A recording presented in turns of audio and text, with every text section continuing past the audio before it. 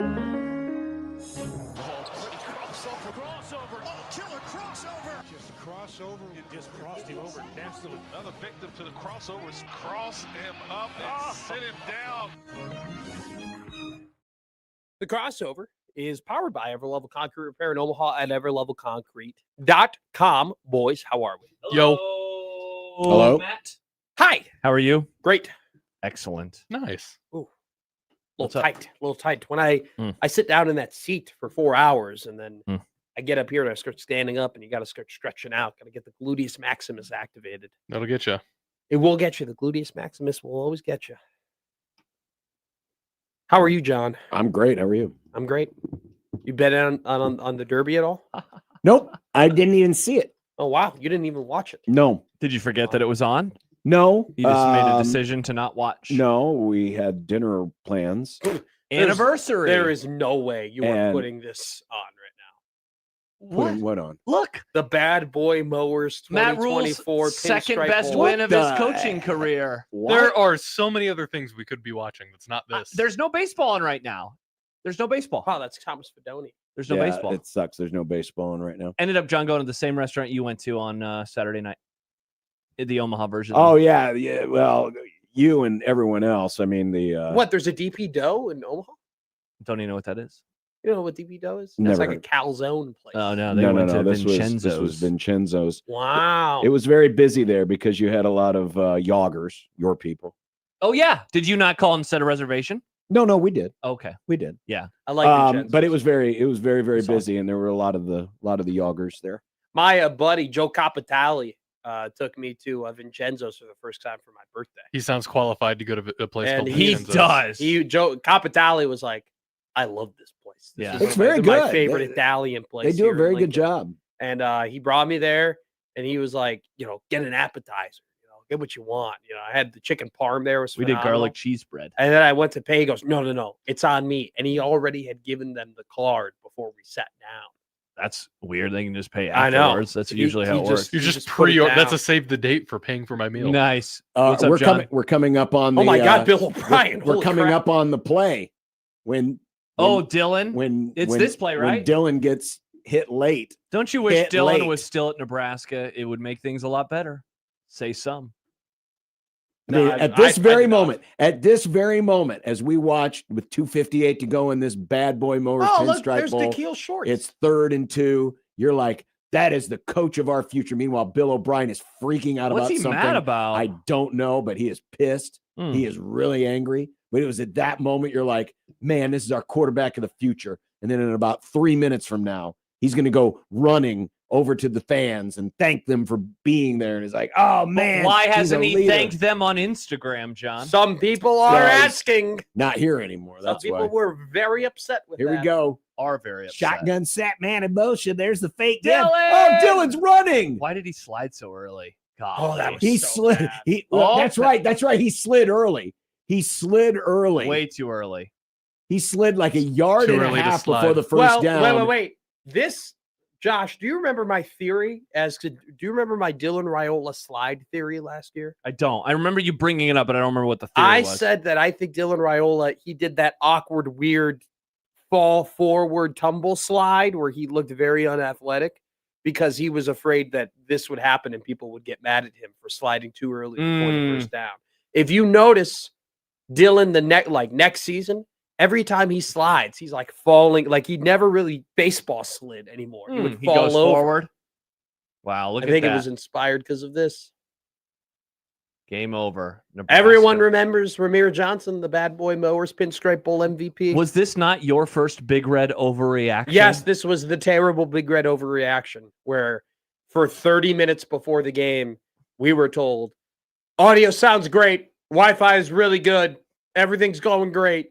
And then we went on the air and it was Everything terrible. went to hell. And everything went to hell. And then we talked for the first time. We talked. I got a phone call. I was like, I don't know who this number is, so I ignored it. And someone was like, yeah, Matt's going to call you. And I was like, oh, that must be Matt. 847. Yep. And so I was like, hey, what's going on?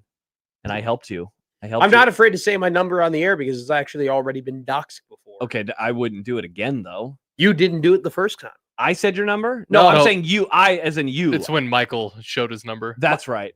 Don't do it because then you'll remind people that your phone number is on the I had internet. to edit that out. See, there you I go. had to blur it. It was a Yeah. pain in the ass. Okay, What's up, John? not to be. Why did they take a delay game there? I mean, Are you really trying to psychoanalyze? Why the are you game getting clock worked up about All you have decisions to here? do is take the snap and take a knee. But then they for some reason decided. I know the game's over anyway, but why are we? I think they're not trying to get the first down anyway, so they want to take as many seconds off the clock as possible. I because understand then that, they're but going to do again, the if you back. snap They the got ball with 2 seconds left and take a knee, you're still going to run out enough. Was clock. this did we ever get this chasing 3 of the bad boy mowers pinstripe bowl? good question. And did they get rings for winning this game? Oh, I'm Probably, sure they did. yeah, They've yeah. got lawnmowers. What would you rather have? A bad boy lawn mowers mower, of ring course. or a bad boy the lawn mower. mower? Never heard mower. of Bad Boy Lawnmower. Is that like a Timu lawnmower brand?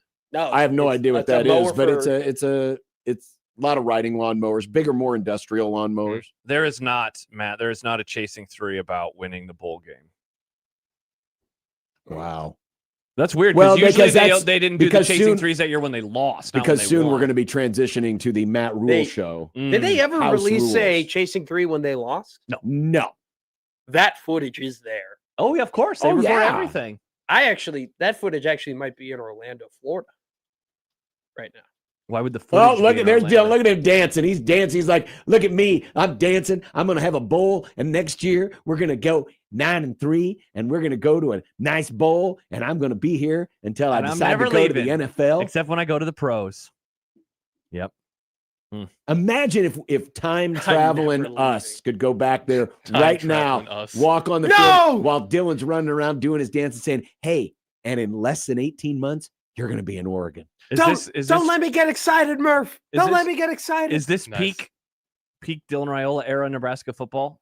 Oh, don't- absolutely. Is this the best moment of Nebraska don't- football? There he goes. Look at him start running. He's Did- running. didn't He's he running. not- He's running. didn't he Oh, not- yes. I don't remember him playing a very good game in this one. Pretty sure he over. No, I meant This just is like the era itself, not so much him, but like Nebraska football. It was probably early the next year when they were 3-0. You know what just reminds me of? It's probably the Hail Mary against Michigan. What's that, John? Probably. Remember last week when we had the Trevor Bauer no hitter? Yes. Mhm. It's like that. Dylan starts to go celebrating one way, and the team's going the other.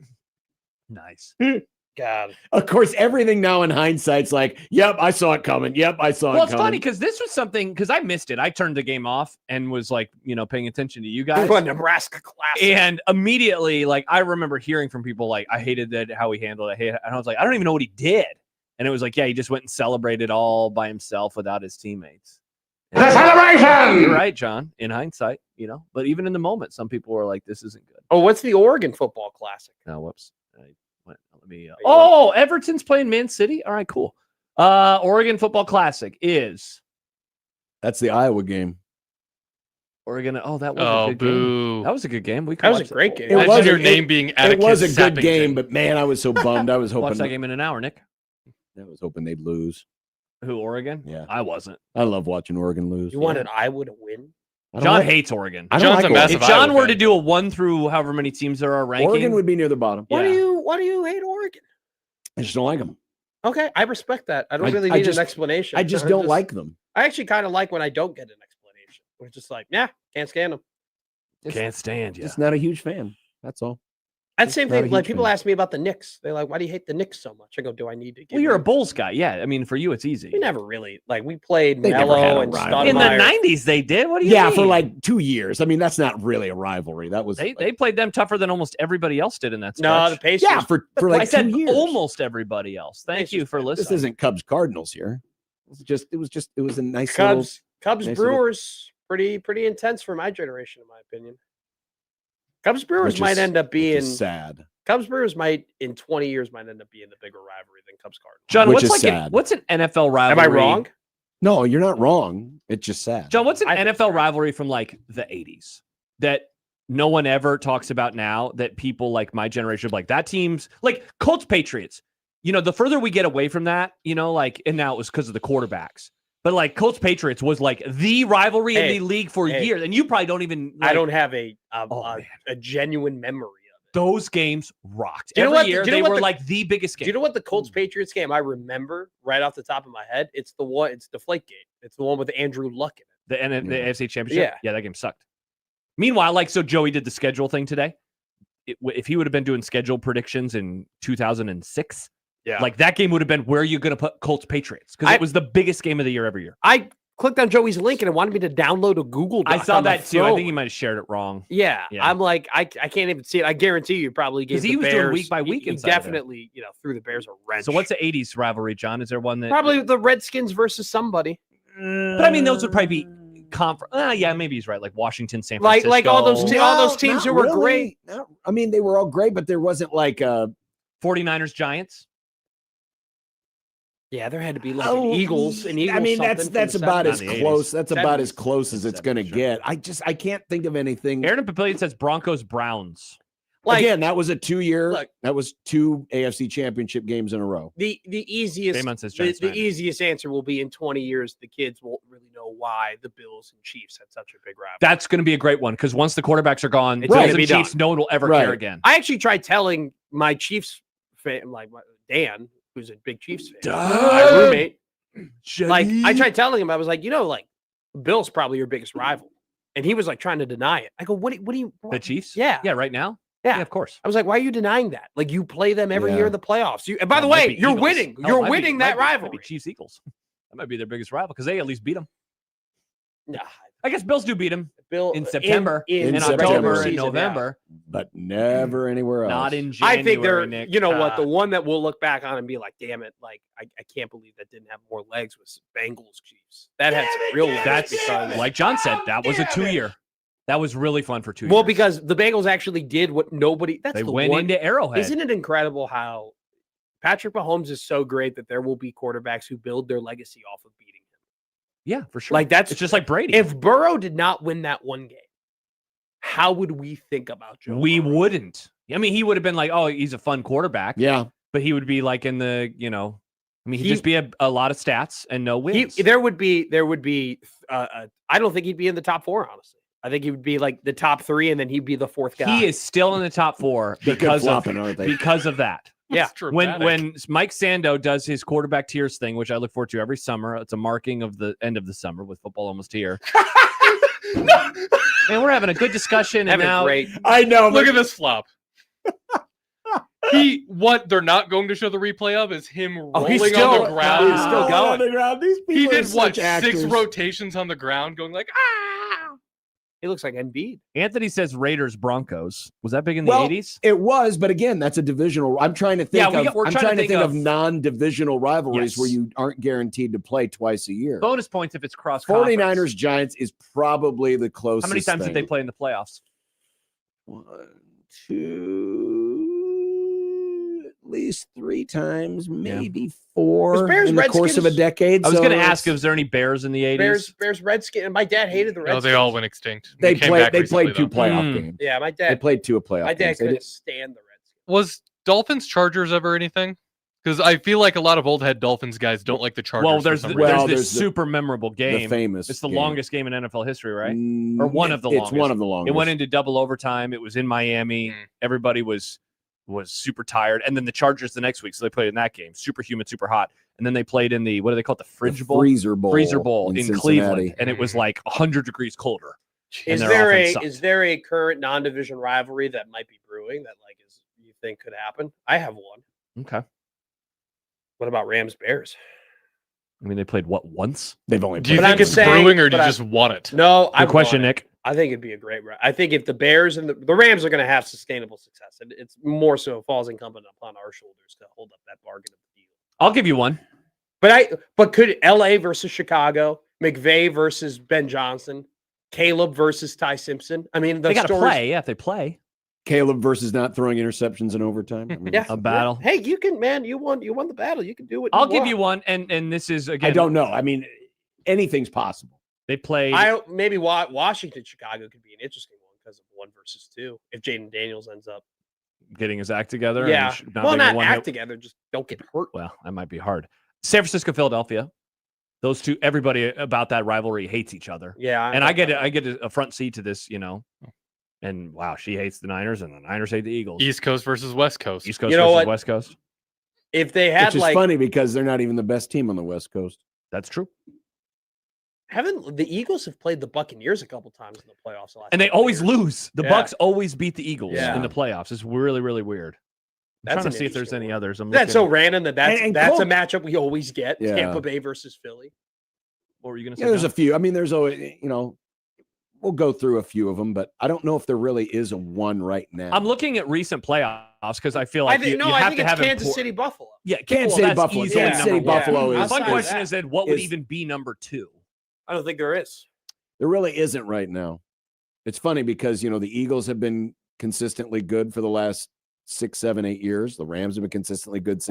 But they played each other just once in the playoffs. What about Cowboys Packers? Is that nothing? Dallas needs to win. That's more of a. I mean, it's a historic rivalry, honestly. It's more historic because they've had many I battles. think the problem, what stems from this, is that just for the most part over the last 6 seasons, you have one team being the one to beat everybody. Yeah. You're Like talking the about Chiefs. The Chiefs are the ones who just send everybody home. They sent the Texans home. They sent Right. the Ravens home. They sent the Bills home. And when they only they have send one, the Titans home, right? They send everybody. so Mahomes has lost 3 or 4 times in the playoffs, and it's to Tom Brady twice, one with the Bucks, one with the Patriots. It's Joe Burrow, and then it's the Eagles. So part of it is he hasn't lost in the AFC enough Mhm. for them to really have because you're right, like Cincinnati could have been that, and then they always beat Cincinnati. And Well, there's just well, been so much well- turnover in the NFC that it's kind of hard to find one. Well, Yeah. Besides Eagles and 49ers. that's one thing we don't talk about enough is that What? when we do the tiers of quarterbacks, there are 4 quarterbacks. They're all in one conference. They're all in the AFC. Burrow, Allen, Mahomes, Jackson, all in the Yeah, AFC. but That's why there's more But only turmoil. one of those 4 has ever won a Super Bowl. But Only one of But those. the other- only 2 of those 4 have ever been to a Super Bowl. but That's my crazy. point being though is he's talking about more turmoil, right? Sure. It's a lot of the same teams in the AFC. Every year has been Texans, Chargers, Ravens, Bills, Bengals, and then typically one of those teams has a bad year, Yeah. and then you throw in who? Jacksonville, right? Mhm. Or you throw in Tennessee, or you throw in one of those teams. So One that might be on the Pittsburgh. come, as Bo would say, Hell yeah. Mike Vrabel versus his libido. Oh, that's a great question. He will lose that battle every single time. Every it's undefeated, single time. ladies and gentlemen. It is. Man, it's wild how few of them there are right now. But you know what? I mean, those are pretty rare when you can get a non-division rivalry. Yeah. Because it We means can you're only playing in name the play- 3. means you're that playing in the really happen. playoffs all the time. Right. But the parity is a little bit more pronounced than it used to be. Mhm. By the way, to go back, so Nick brought up the Cowboys and Packers.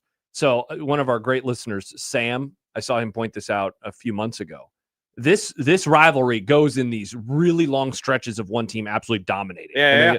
So in the 60s, the Packers were 6-0 against the Jeez. Cowboys. In the 70s, they only played 4 times. It was 2-2. In the 80s, Dallas was 3-2, but then in the 90s, they were 9-1, including beating them in the playoffs, 2 or 3 times? At least 2. And then in the 2000s, it was 2-2. 2010s, 7-1 for the Packers, and right now it's 2-0-1. So at some point soon, it's going to flip, Mhm. and that's going to be a great day. I'll be real. I've never seen the NFC. It'll probably be when they're playing for the 32nd draft pick. Maybe, but John, I just want to beat them. I've never Or, I'm seen. sorry, or the lose first, to it'd them. be the first draft pick. 30 seconds. play. That sounds great, John. I've Go never. Cowboys. I've never seen the NFC North have more collective hate for one another than I do right now. Because everybody's good. Everyone is good now. It is.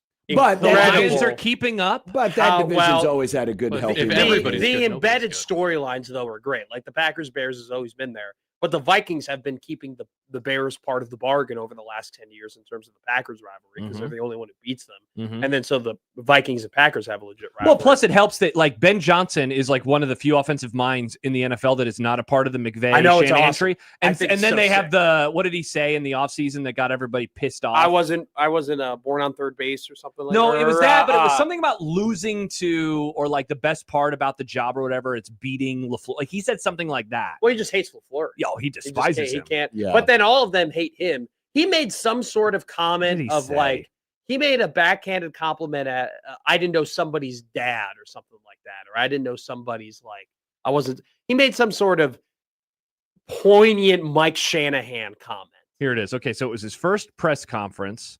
He said, Well, in his first press conference, he was like, "I loved beating Matt LaFleur 2 times." "That's what it was. I like beating him 2 times." But he and then they made- beat him 2 times last year. he made an overarching like Mike Shanahan tree comment. Wow, the whole Like- the like he father of kind the of- tree. He kind of went after, like, he made a comment that was very pointed at, like, Kyle, Sean, Kevin, all of them being. It was very subtle and it was very subdued, and it was in like a random press conference with the Bears. When I remember Chicago media was freaking out about it. They were like, "He just took a shot at the whole tree," which, damn right. And like, it's also great. The Lions are good now, but the Lions fans think they have like a pedestal to stand on, and Bears fans are like, even when we were bad, we weren't as bad as you. Shut up. So it's great. I love that our division hates each other. Oh, absolutely. It's great. It's good to have. You're the only one that could really rival it in terms of your division. Your division's trading with each other. You got the Eagles trading with the Cowboys. What are you talking about? Outta Hatred? here. You're Get out talking of about the here. winning of the who wins it. I I can't tell what you're saying right now. I'm just saying that, like, Well, divisions that really hate each other don't trade with each other. We hate everybody in That the is NFC true. East They- hates each other. I don't know. They- You traded they with the do, Eagles. but I mean, you traded with the I Eagles. don't know what you're talking about the draft the draft trade. Yeah, Oh. traded with the Eagles. It's draft picks. Can you really hate? Yes. Can you really hate somebody if you're trading with them? I mean, Yep. I don't Really? deny that there's hate there, but the problem is that division is so weak. it is so. It has historically been weak the last 10 The years. NFC least is what I call it. They had 3 teams in the divisional round like 3 years ago. It's just an Yeah, embarrassing that was conference. the one that was the one good year, but the other years usually Yeah. it's one really good team Just and then everyone peddling in mediocrity. Interesting. and Washington and New York are so bad. I mean, they're terrible. I know. I it's love quite it. I love worse. it when Washington goes, "We've had a Super Bowl champion," or like we've never had more representation in the Super Bowl than the NFC East. I'm like, you're talking about the Eagles. You're just bragging about the Eagles. Don't brag about the Eagles. It's just the Eagles. Who's bragging about? Like people are bragging about it. People like NFC East fans would be like, I've "No, the never NFC East is represented. I've has never been seen represented in the Super Bowl." No, that's like a Big 6 East fan times. using Yeah, UConn. UConn, Yeah, exactly. no, the UConn is good, not the Big East. Well, we all know your division's terrible. I know, but you don't I see me me it's- going it's- NFC East because the Eagles are good. I John, don't care. You can't get offended by that. He's completely right. It doesn't matter. The point of the matter is the point of the matter is, and listen, it's always a moving bar. Oh, you only good because you got Yeah. Villanova. Oh, you're only good. Well, who's going to be next? Creighton, Maybe, hopefully for you, possibly. You never know. be great. Be great for the numbers. The only thing that's worse though is the AFC East. You talking about in the Brady years? There's just no. no, There hasn't been good hatred in that division for a long time. I well, mean, for a the while it Jets was and everybody versus the Pats. right, but that's because But they everyone else got was so squashed. bad. They got squashed. Yeah, Jets Patriots off the field is a better They hate rivalry all than they- anything they have I on don't the know. field. Hundred- The AFC North might lose its luster without Tomlin and Harbaugh. that is a really interesting point. I mean, the I don't- cities still are going to I hate. don't Oh, think yeah, so. yeah, I mean, no, no, no. Pittsburgh, Cleveland is always going to hate each other. Yeah, but I'm just the But you're division right. in its entirety. Oh, yeah. you know, Those two Like, have held things up for a long time. I like Todd Monken and Jesse Minter. I do. I think they're going to be fine head coaches. It's much different. Oh, than it's what gonna they be had Those going guys have over been in there. our lives for 2 decades. You know? Yes, they at the have. same I'm- spots. I mean, there's a It's going to be way different. what they got. New head coach for Pittsburgh, new head coach for Baltimore, new head coach for Cleveland. Might have a new head coach for Cincinnati next year. Well, how many years does Taylor have on his contract? You find out that answer, you find out how long they're going to have Zach Taylor because their owner is cheap. He doesn't like spending any great money. point. Yeah. Oh, by the way, Great point. Pedro texts into the show. Hi, guys. Hi, guys. Trivia question. Who won the Super Bowl with the same team in 2 different cities? Plus, who was the quarterback? A quarterback won a Super Bowl with the same team in 2 different cities. How many teams have won Super Bowls in 2 cities? Well, What about the the Rams The Rams. Anybody else? and the Raiders. How about the Colts? So is it Or not the somebody? Colts. The Colts have two. Yeah. Yeah, So but was there a that's- quarterback that was on the Raiders for both Oh, it was Oakland Jim and Jim Plunkett. There you go. You got the answer. Good job. Yeah, Oakland in 81. That's a fun and trivia LA question, in Pedro. 83. Nice. Colts have one too. They have. Yeah. One Were was- they? Were they? but were Johnny they- Unitas what- was not Baltimore, there for both of them. No, Peyton Manning. Baltimore and then with Peyton. Screw Peyton. Screw Peyton Manning. Man, What by did the he way- do to you? So What do you mean? What did he do to me? What did he do? yeah, to what you? did he do to you though? Like He beat my team in the Super Bowl. My How old life. were The you Bears again? didn't belong. Wait, weren't the you Bears 3? didn't belong My there life anyway. would be different. weren't you 2? My life would be different. It would just be another team that won that old people would tell you about that you didn't I participate was in. 5. Yeah, but no one would. They would say, "Yeah, that was a fluke. They had no business being there." I was 5. Look at this picture. Oh yeah, That's right. on the day Yeah. in front of our old fireplace. That fireplace isn't even there anymore. Mm. Crazy. My brother now has a daughter. Well, time flies. Time flies. Time does fly. Says Tony Romo. Mm-hmm. See, Jim. Who was that about? Who died? Oh, who was that died? God, that was so funny. Who was that died? It was What? not even a What? football-related Wait, person, was You it? don't know this story? Was no, it it someone- wasn't. We used to have the like- drop. See if you can find the Tony Romo time Was- flies. Was this like Time like flies. someone on the Fox broadcast No, it- tragically passed away? If or I something? remember, it was an actor. The actor? Here it is. Yeah, here's Tony. Time flies. Ha! Yeah, who died? Who was that? Time flies. It's a really insensitive thing to Flies. say. Yeah, time just flies. passes you by. I'll tell As Mahomes is under center here, they might run it. I believe this was in the playoffs in like one of his first 2 years. Yes, it was. It was. Oh, a this was playoff good. Game. This was good, Romo. Yes. See, and this was one of the. So, when did Robert Duvall pass away? Was that recent? Yeah. Okay. It wasn't. Robert I feel like Duvall. it was somebody related to the Godfather universe who died like a decade ago from the Godfather. Anybody? The Godfather cinematic universe. Mm-hmm. Wow, I talk can't about- believe that this is. I guess I we just made searched- we made such a huge deal of it, and other people Everybody were did, laughing, and now yeah. it's like. Stib says someone died. LOL. Yeah, we can't remember who though. Oh man, somebody has to know, right? In the chat. You see Chat, that? can I get some thumbs up in the chat? Everton's got like 10 guys in the box. Kind of crazy. Soccer baby. Now, unfortunately, I just typed in Tony Romo obituary time flies, Mhm. to which Al says, as of May 4, 2026, Tony Romo is alive and well. Oh, That's true. Josh, how Thank you. I Congrats, appreciate Tony that. Romo. how long did you have to wait after running 26 miles to have a beer?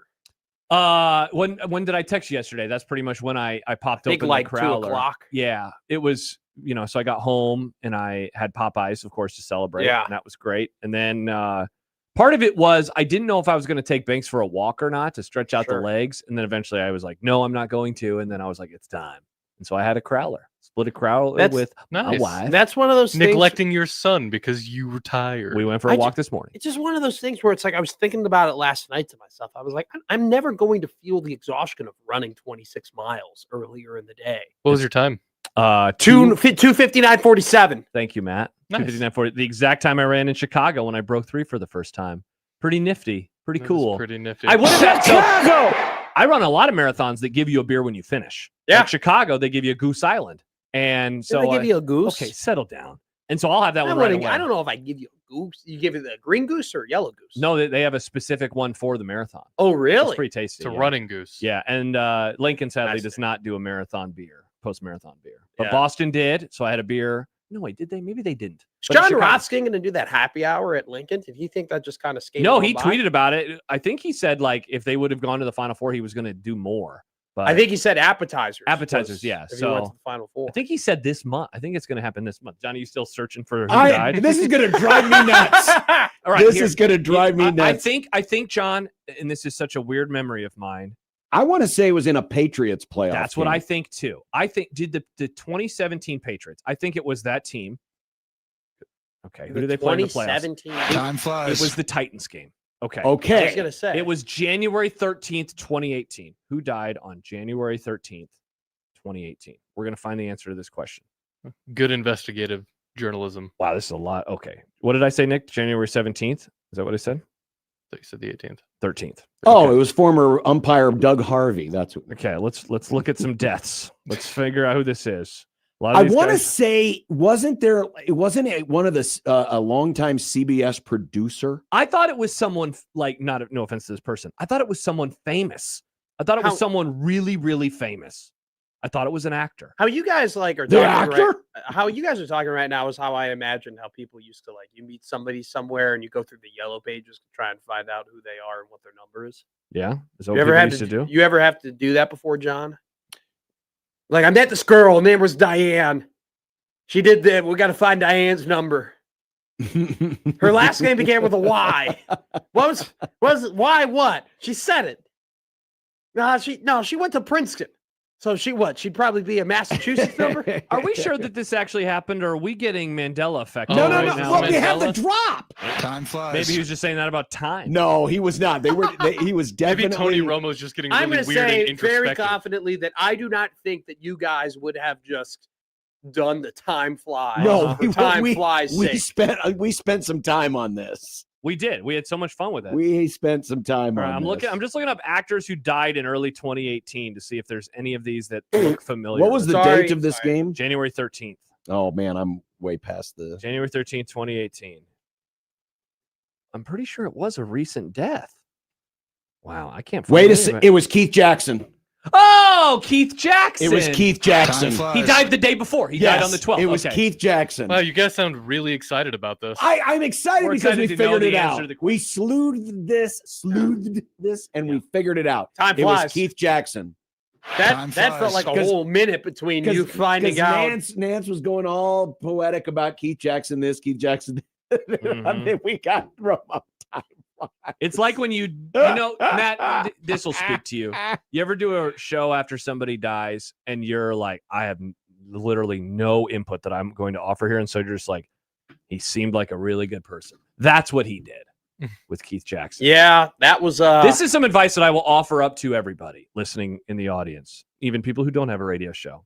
If somebody passes away and you didn't know them, you don't need to opine. You can sometimes just sit there and say, I'm sorry for your loss. You don't have to talk. I learned that Yep. lesson. It's very important. I think it's a great lesson.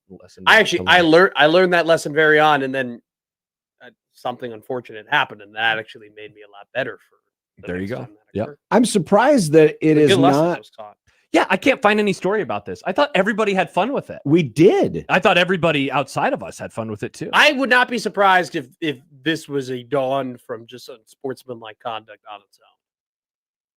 I love the fact that like all these people like on the everywhere are freaking out about how like legacy media companies haven't covered the Raiola Rossini thing, Mhm. and we're in the position where like Yeah, we cover it. We've We don't talked care. about it. Yeah, to the point where We've- some listeners say this doesn't matter. Could you stop talking about it? To which We- I say no. We did that when we talked about it, like when it first happened on Tuesday. Same. We talked about it on the Friday. We We did. were like, I know people, and we got text messages being like, "Why are you still talking about this?" I'm like, this won't go away. We've No talked- one has stopped talking about We've it. talked about it Dude. every step of the way. Do you know that she tried posting a story after that happened? Oh yeah, Do you remember? Yeah, I It was, remember that I was story. about by the way, it was that's like a trade or a no. draft thing, wasn't it? No. It was about the NFL referees. That's what it was. And how lots of about- responses. By the way, that story, which is actually a pretty important story because if we don't figure it out, we might have replacement referees this season, which Mhm. is bad. bad. We remember very it. bad. We remember it.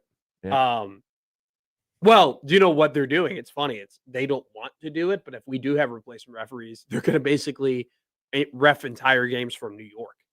And if there Yikes. are And obvious, if they make mistakes, if they're obvious, like an obvious face mask not called, well, or you an know what? obvious, If that works out well, that's just leading into a world where that's what they do all the So time. here's Which my is going thing. to be pretty scary. Rich Eisen is very tuned into the league, and he was like, the league does not want to do this. Like, this Okay. is not what Interesting. I thought. We kind of had a segment on it. I thought what you thought. I thought that this might be like, hey, they're laying down the groundwork as first steps. you to figure this it'll save them eventually. money. Well, they don't want them to do that at all. I don't think it'll save them money because you have to put so many more people in New York now. That's true because there are a lot of games. They're probably going to need more cameras for all the specific angles that you could only see in person too. Mhm. Yeah. We got to get more cameras in volleyball. I get annoyed when I watch volleyball. I think that's a solid way to end the crossover. Thank you. Yep. Powered by Everlevel Concrete, Pair in Omaha, everlevelconcrete.com. I knew that would happen. I knew it. We will begin a new week of the Grum on 1620 The Zone.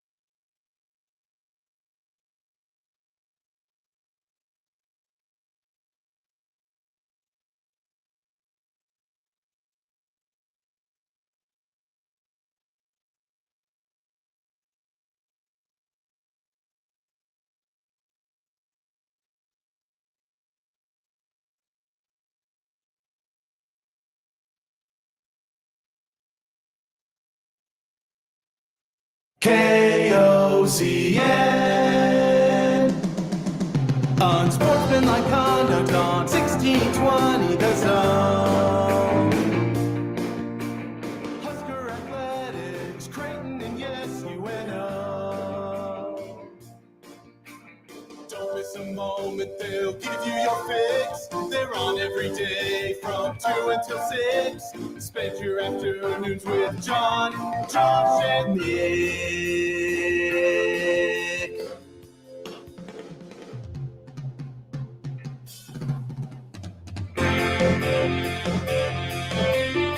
John, Josh, and Nick.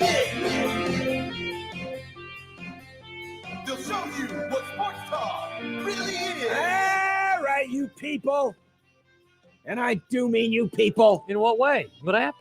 Welcome to the Grum. We love you. Oh, We love you people. hell yeah, we You're do. our favorite you people. Unsportsmanlike conduct on 1620 The Zone.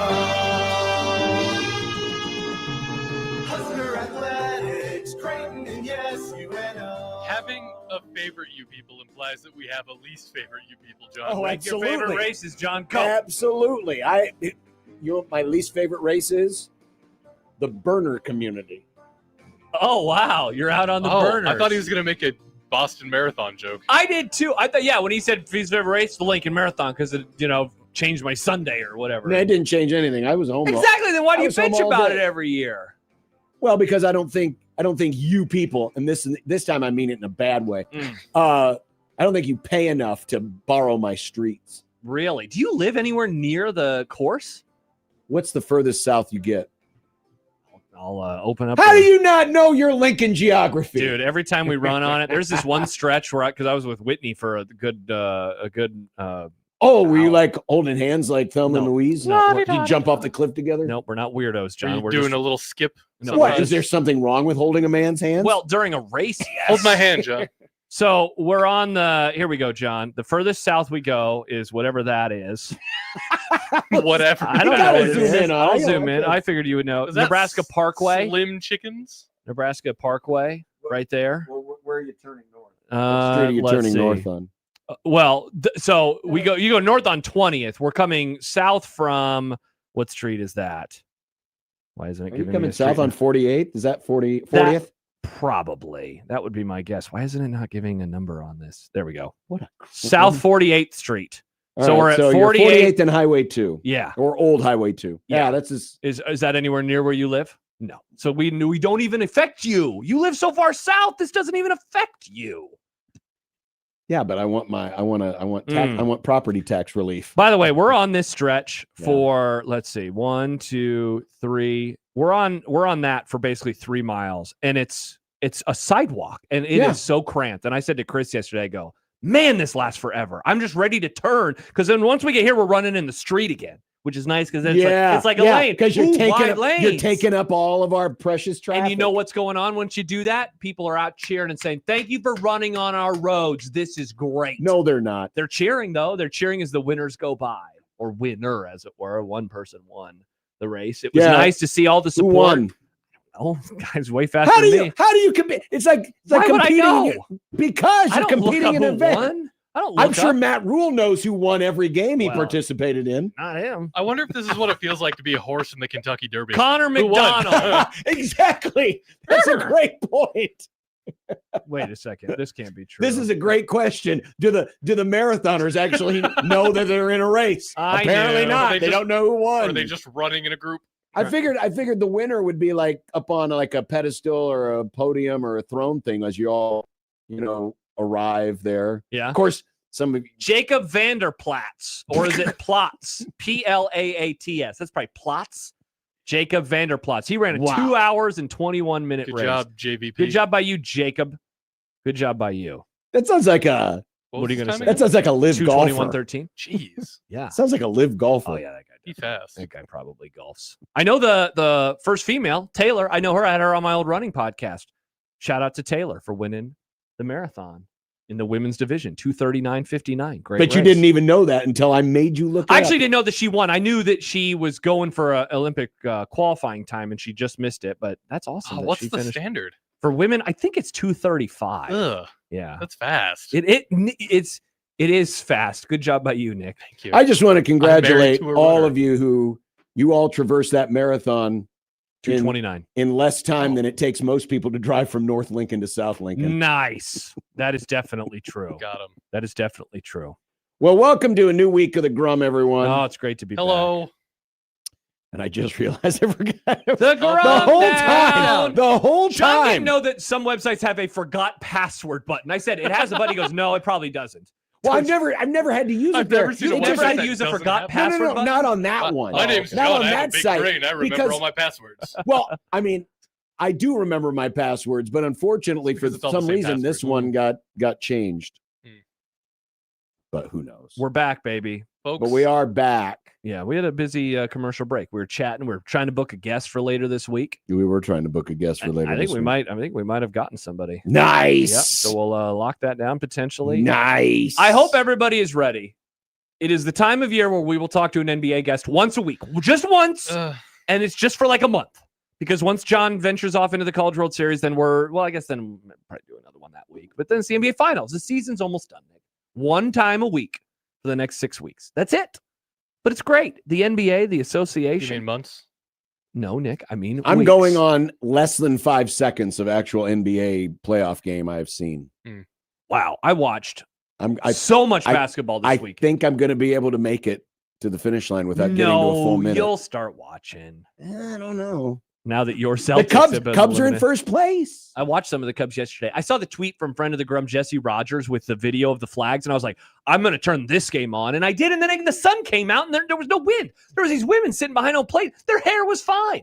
I was expecting it to be blowing all over the place. Well, yeah, but if the wind is blowing out, it's not going to usually affect the people behind home plate. Oh, it didn't look like it was very windy anymore, though. But But it was cloudy and gross. Now I'm glad it has now become a bit, because I've seen other people do it. Every time the wind is blowing at Wrigley Field, inevitably people will start commenting about, man, how are they going to play volleyball? Oh, my and this God. stuff? Well, you're a part of this. You tagged me I know. faster. That's why I'm glad. Many people are saying it as John tweets about No, it. they are. I did see. But I saw other people tweeting about before even I got a chance to somebody tweet I about saw it. tweet a photo of DBK. I can't remember who it was, but I was like, oh, John and Matt, their mindset's taken over the whole damn world at this point in time. Not something you ever want to say. No. John and Matt are Yeah, but how guiding cool will it be humanity? to watch that ball sail over the net and then all of a sudden take a sharp 90-degree It will be turn pretty funny. towards the bleachers? It will be pretty. It's going to be great. It will be pretty funny. The Grum down. Grum down. Those poor Husker Athletic Fund boosters might not get their baseball tickets. Wow. Did Troy Dannon test the baseball gods or what? Oh, Wow. A real tough look. Which means they'll double down on their softball tickets. Wow. I'm sorry to the rank and file. You ain't going. Well- you will go to nothing because well, now there's not baseball to go to. Well, anymore. but there'll be softball, and there's less seats at softball Uh-huh. than there is at baseball, Uh-huh. which is going to make the softball diehards really pissed. Uh-huh. As they should be. A lot of Jotty come latelys to softball. I agree. A lot of Jotty come latelys. Stuck in the 90s. That is, unless it's the 90s that fails. We have reached a tale as old as time. The coach is struggling, and so the 90s boys start speaking up again. Remember the 90s? you know, I do. eventually there won't be anybody around who remembers the 90s. And Okay. then what's the new slant? Well, by that point in time, Nebraska will have fully embraced being the Minnesota of college football, and so it'll just Yeah. be but a memory. You know. Remember 2021? Best 3-9 team of all time. Mitch Sherman of The Athletic will be along today. Lovely. The Duke Amazon pairing could be big for many reasons. We didn't really talk about this last week, We did not. but upon further review, Oh, my college radio show. could be interesting. I would say so. The crazy way that old Kyle Whittingham ended up at Michigan. I did not hear about the contract details that were given to him. Did it require him to steal 30 different signs in 30 days? No, it did not. But no, the basically the way that he left Utah. Yeah.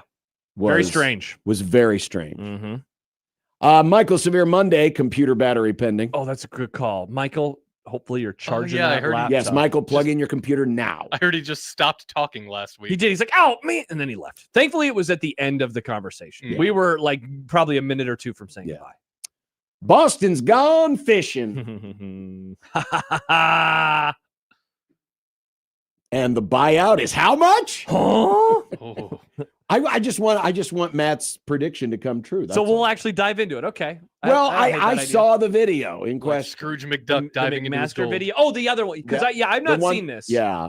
This is new. There's some video out there. Welcome, folks. Welcome to the football off season. It took a while for us to get here. We really but have now arrived. we Yeah. have made it to the Husker football off season, I feel where like everything is a referendum. I feel like the last 2 weeks have been fun. It was like everybody's kind of getting to their battle stations. There's Oh, debating. yeah. There's is he good? Is he bad? There's excuse making. It's exactly what I was hoping for.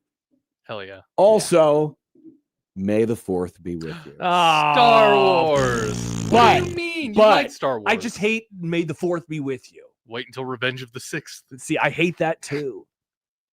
Yeah, but I had to retweet this. This was some That was a bad this is Chewbacca. some doctor. She's a historian of religion and magic in the ancient world. I have no idea, but this Nerd. showed up in the For You Kinda tab. Yeah, it sounds like a again. normal on the But on this the is up a and great up tweet. person. This is a great tweet. If you're expecting a Star Wars joke from me on May the 4th, then you're looking in Alderaan places. Because it blew up and everybody died. Wow. R.I.P. That's the joke. R.I.P. to Alderaan Hmm. and all of the Alderaanians. Alderanians. Alder folk. Alderites? Alderaaners. San Diegites? San Well, they're Diegas? called dust now. Wow. There's another dude rolling. You know, I know forgot people how much fun it was to watch soccer floppers. Hmm. I know people joke about the soccer flopping, but I've never paid attention enough to watch it unfold before my eyes. Yeah. It's insane. Get ready for the World Cup this summer. Again, why he you got tripped. tackled him? He got tripped. He did not get hurt Why is this the most popular sport in the world? because Ease of access. people in Europe are dumb, Well, he said which the is why world, we though, created John. our own country. It's popular in other countries, Australia, Boy, which is a continent country. Eh, no. people forget it's a Australia's continent not a country. big soccer country. That's the rugby They Australia. still rules love it football. though. It's the most popular sport in the world. It's not just about Europe. It's about the world. Well, but in the world. we're part of the world, and it's not the most popular here. By the way, I decided to hop into the John Bishop world of sending out a tweet and having everybody get mad at me. It feels honestly it reminds me of football season, and so Oh. maybe a topic that we can told get you to today. We told you Mm. it's off season now. Welcome to the Uh-huh. Husker football off season. But real quick, going back to May the 4th, Yeah. I've got a topic tab. I'm gonna wait for it until Severe gets You here. sent me is it the DM that Yes. you sent me? Oh my gosh. Yes. This is insane. Yes. This is but I absolutely want to wait insane. for Severe because Yeah. he's a Star Wars person too. It's wild. It's pretty wild. I don't understand. It's pretty I wild. don't know what we're talking about. Well, there you They go. might be altering the deal. Oh. don't alter it any further. We'll explain, and that'll be coming up. Ian. 402-951-1620, Prairie Flower Casino Zone Hotline, Liquid Trucking Zone Twitter feed at USC 1620, Equitable Bank Zone inbox. John at 1620thezone.com, Josh at 1620thezone.com. At Equitable, we take banking personal. Answer the phone on the first ring. Awesome. All coming up today, but when we come back, how bad did Brutus Buckeye screw over the Nebraska Ball Regional? Oh my gosh. I've got some numbers. Okay, I bet these will be great. Uh, Hokey Skur isn't even here to talk trash to you today. Gee, I wonder why. Come on, Hokey Skur. This is like the Gee, chasing I tree wonder. after First of all, losses. I've been doing You've it. been I've been abusive in your talking up praise. Nebraska baseball. Yeah, so then you can But watch Hokey him fall. Skur, listen, Hokey Skur is He's going to shake your hand this summer. Hokey Skur in reality, well, that's impossible He's going to come to the College World Series. You guys are going to shake hands. I want to shake your hand. unless he's got a media pass and can get past Prudon. That ain't happening. You can go downstairs. You can go up amongst the people, John. Not Amongst when the- I'm calling a game. No, before He the doesn't game. It's wanna not like hang we're out with Harry Carey and we those just plebs, broadcast as from the he's called them. bleachers, though that would be Plebes. fun. I He would says like to do a plebs. game from the I bleachers. keep telling him it's You say plebes. plebs? No, I was just making a joke. Oh, okay. Nick says plebs. Yeah, I said pleb, and then you said Plebes. plebe, and I'm like, no, Yeah. that's what John says. Oh, I see. My bad. I misunderstood. I would love to do a game from the bleachers like Harry Carey used to. You Hi. should. I don't know why you couldn't. Remember that besides the time? Remember that technology. time that they brought the Southeast High School band? Who did? Were you producing Who did? the College World Series? It was one of those Wednesday day games, the ones that No, are. I don't remember this. And the Lincoln Southeast Band was sitting in the outfield. Oh my God. Playing. That had to be 1,000,000 degrees. Why were they there? Because they were They were the they were playing music. Yeah. Oh my gosh. It was actually pretty good. It was kind of funny. I'm sure it was great. Obviously, it made an impression on you. Yeah, I don't remember it whatsoever. I was probably doing my show that day because I do shows. Well, I can't believe how many times I'll meet with you upstairs. Well, I'll be downstairs. I'll be hanging out with you guys all. Well, you'll damn be able series. to shake hands with Hokey Skur. I like Hokie. Well, I mean, he can be kind of annoying sometimes, but I don't mind him. We don't have a rivalry together. Yeah, go ahead. All right, sounds good. Well, I don't have a rivalry either. Rivalries have to be equal. Oh, This is very nice. one-sided. We'll be back. 16:20 The Zone.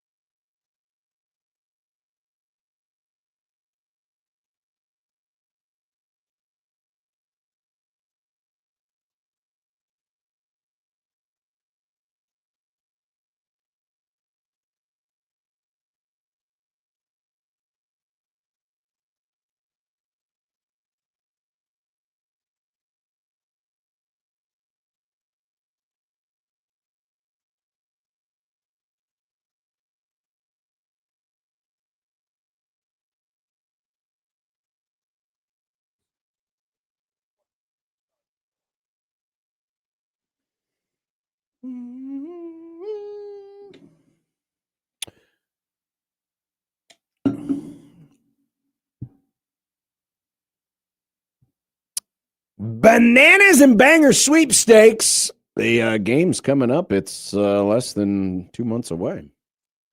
You could win a 4-pack of sweet tickets to the Savannah Bananas baseball game at Memorial Stadium on June 13th. $200 cash and a free duct cleaning worth $900 from McCarthy's 1 Hour Heating and Air. Just tell us what your walk-up song is. Enter online at 1620thezone.com, powered by McCarthy's 1 Hour Heating and Air. Speaking of baseball, big news.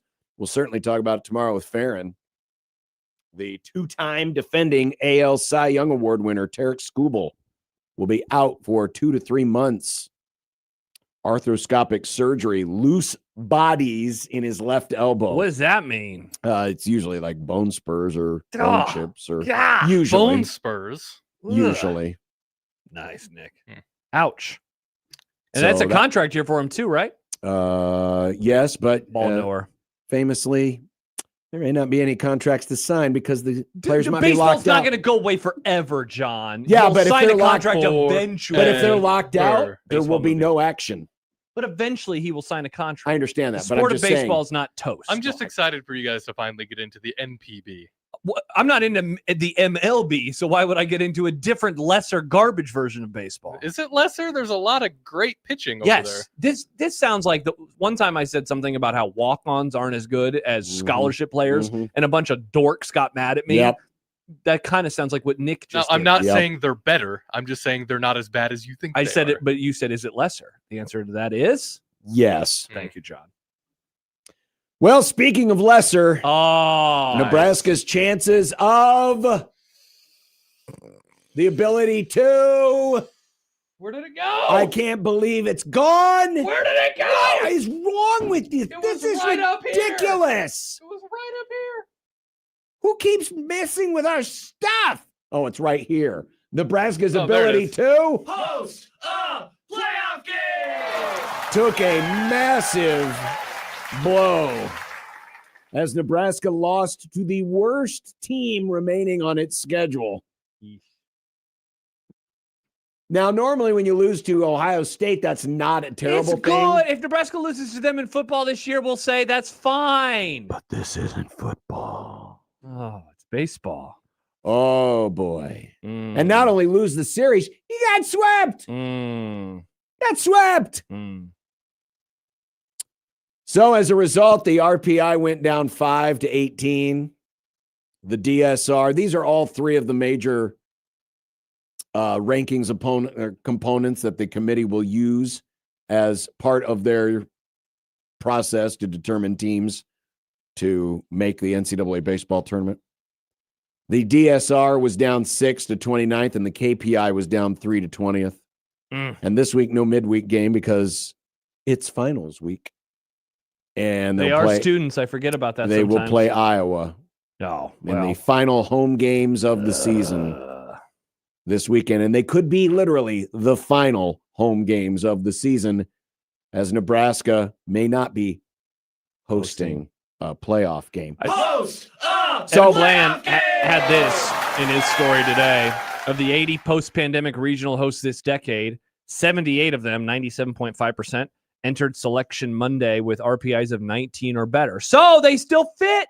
Maybe they'll be fine. They're 18th. As long as they don't lose. Maybe. By the way, Patrick, a.k.a. Plaquette, says that the DSR is now 35. They've dropped even further. Unless they updated the DSR this afternoon, because this was as of this morning. Oh, no. So let me double check. It's going to suck if they did update it, because that's going. Oh, no. Is it going to It's going to change all my math. all your graphs and charts? Yeah, he's right. Oh, bummer. Well, we're just going to go. We'll go off of 29.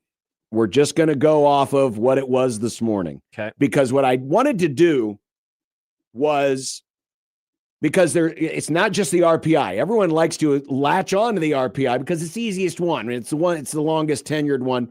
But the committee actually has 3 different models that they can use as part of their selection process. There's the RPI. There's the DSR, which is available on d1baseball.com. Mm-hmm. And there is KPI. And KPI also does other sports. KPI has also been part of the basketball process. So what I wanted to do, and the reason why they've got these three is, and we talked about this when we had Kendall Rogers on 2 Fridays ago, it's so that if you have let's say you've got a team who is 10th in one, 12th in another, and then like 25th in the third. It's like quite the outlier. You kind of throw out the outlier, okay, right? It just gives you that ability to kind of look at it and say, okay, this is where they should be placed. But if you're only doing it with 2 and you've got one that's got you ranked 12th and the other 25th, how do you know? Then you're fighting for middle ground. So in this world, the DSR, given they're 35 now, would be the outlier because they're 18 in RPI and they're 20th in KPI, right? Yes. Okay. But so what I did was I went back to last week's D1 baseball regional projections where they project the field, and then also looked at the 3 various rankings. And I wanted to compare where Nebraska was on average using the 3 services to all the other teams that are kind of fighting for those 9 through 16 seeds. Remember, top 8 national seeds, they're guaranteed home games through the super regionals. Seeds 9 through 16 get to at least host a regional, outside chance of hosting a super if the team matched up opposite them gets upset in their regional. So these are what I believe to be the pool of teams that are in that running for the back half, the 9 through 16 seeds of the NCAA regionals. Okay. And again, this was as of this morning, so apparently the DSR numbers have changed. But as you will see, it wasn't going to help Nebraska anyway. So there are 17 teams on this list. Again, not all of them are going to host. Some of them could end up top 8 national seeds. Oh, so this is not the top 17. No. How many teams are above these that you left off of this graphic? Probably about 6 or 7. Okay. Or 8. Okay. I'd have to look. Okay. But when you look at this group of teams, and the group of teams I'm looking at are Alabama, Florida State, Mississippi State, Florida, Georgia, Kansas, Ole Miss, Oregon State, Southern Miss, Coastal, Oklahoma, Wake, Virginia, West Virginia, USC, Nebraska, Oregon. Okay. And I took their rankings as of this morning in the RPI, the DSR, and the KPI, and just simply did an average. And as you can see, for those of you watching in on the YouTube channel, of these 17 schools, Nebraska's 16th in terms of the average. And again, there are, as you said, a handful of teams that are even above that. Correct. Correct. And it's interesting because the 3 Big Ten schools are 15th, 16th, and 17th on this list. Yeah. And then obviously UCLA. And as I've talked about for the last 2-3 weeks, USC should not be in this list, but the reason they're here is because it's really because their RPI. Their RPI is 10th, but that's the outlier. The outlier. The other ones are not. 20th. Now I'm curious what their what's DSR. Their DSR number now? 26th. Okay, I mean that's still so it makes their RPI the outlier for sure. But again, what this and it's not that the committee looks at this and will just this is how it's going to be. Obviously, there'll be a debate. They'll look at other factors. They'll look at non-conference strength of schedule. They'll look at how they did against top quality competition. All of that stuff. This is just the mathematical part behind the equation. And according to the mathematics right now, it's not looking good for Nebraska. No, and we talked about it after, I'm trying to remember, probably after the USC series when they swept them. They were entering into a period on the schedule where it was no longer must win but can't lose. And it was can't lose because you're playing teams that are going to do nothing but hurt you. And, at first I wondered on Friday, is it just going to be the typical Friday thing? Mm-hmm. Because as we've talked about a lot, they have really struggled on Fridays. Even when they beat USC, they put themselves in quite the hole before they were able to come back, and then they swept the series after that.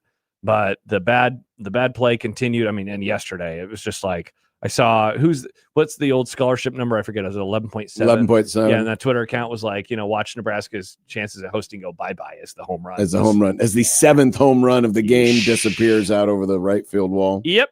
Not great, man. Not great. Now, this doesn't mean that the all is lost and that the season's over. Obviously, Nebraska could still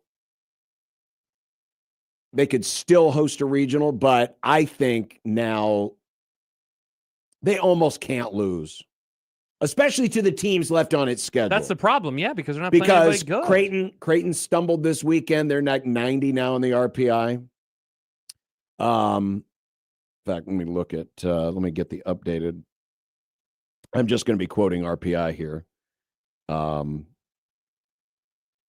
79th, so you got 3 games there. Creighton is 91st, and Minnesota, you got 3 games there, 86th.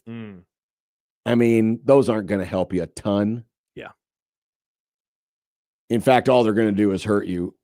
I think at this point, they almost have to sweep these remaining games. And then probably play UCLA. And then probably, yeah. You have to win the league, you think? You have to win the conference tournament? You might. Wow. Now, again, this is just the simple mathematics. This isn't the end-all, be-all of what's going to determine who hosts and who doesn't. Mm-hmm. But this is what we talked about. You couldn't.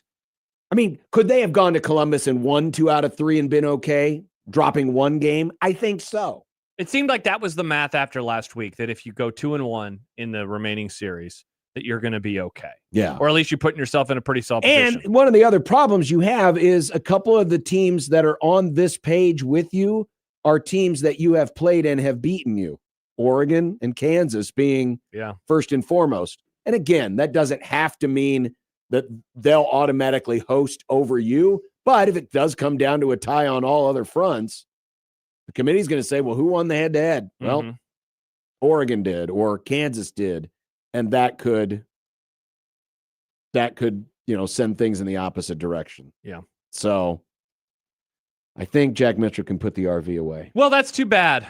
That's too bad. And hey, at least the consternation about everything last week. That's true. Away. It's like, wow, we talked about that stuff a lot. We did. And now it's probably not even going to and matter. Now Nebraska's probably going to lose all those boosters. They're going to be like, well, I can't get don't even have anything. baseball tickets. I have nothing now. I don't get to go to anything anymore. Wow. Unreal. Yeah, the good news is softball won the Big Ten. Softball won the Big Ten. So you'll have those. You'll have those to go to at least. Yeah.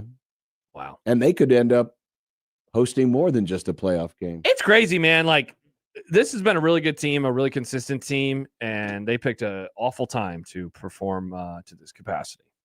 The absolute worst time of the entire year. This is part of the give and take of being in the Big Ten Conference. The give is you make a lot of money. The take is they don't care about baseball. Yeah. And the frustrating part, I think, compared to previous years, is sometimes it's, well, they didn't even put themselves in a good position, for these types of things to matter. And so then they have to go into the tournament, the Big Ten tournament, that is just to, make it to the NCAA tournament. What's frustrating about this one is they put themselves in great position to do something. And look, they're going to be in the tournament, right? Oh, so those conversations, you're not having to have those, but they put themselves in a good position to potentially have some baseball being played in June at Haymarket. Correct. For the first time in, again, almost 2 and decades. the shame of it is this is actually the best the Big Ten Conference has been since Nebraska joined the league. Yeah, and they had a really good non-conference, They had a very good non-conference. Placat says, get ready to learn College Station. We all know how this goes. Trev, their old friend Trev, Nebraska and Texas A&M. Wow, that would be pretty incredible. Where are they at? Where's old A&M at in the DSR? Texas A&M is, they're 8th in the RPI. I did not include them on this list, but yeah. Oh, boy. A&M could be partner. Could be a put it on the list.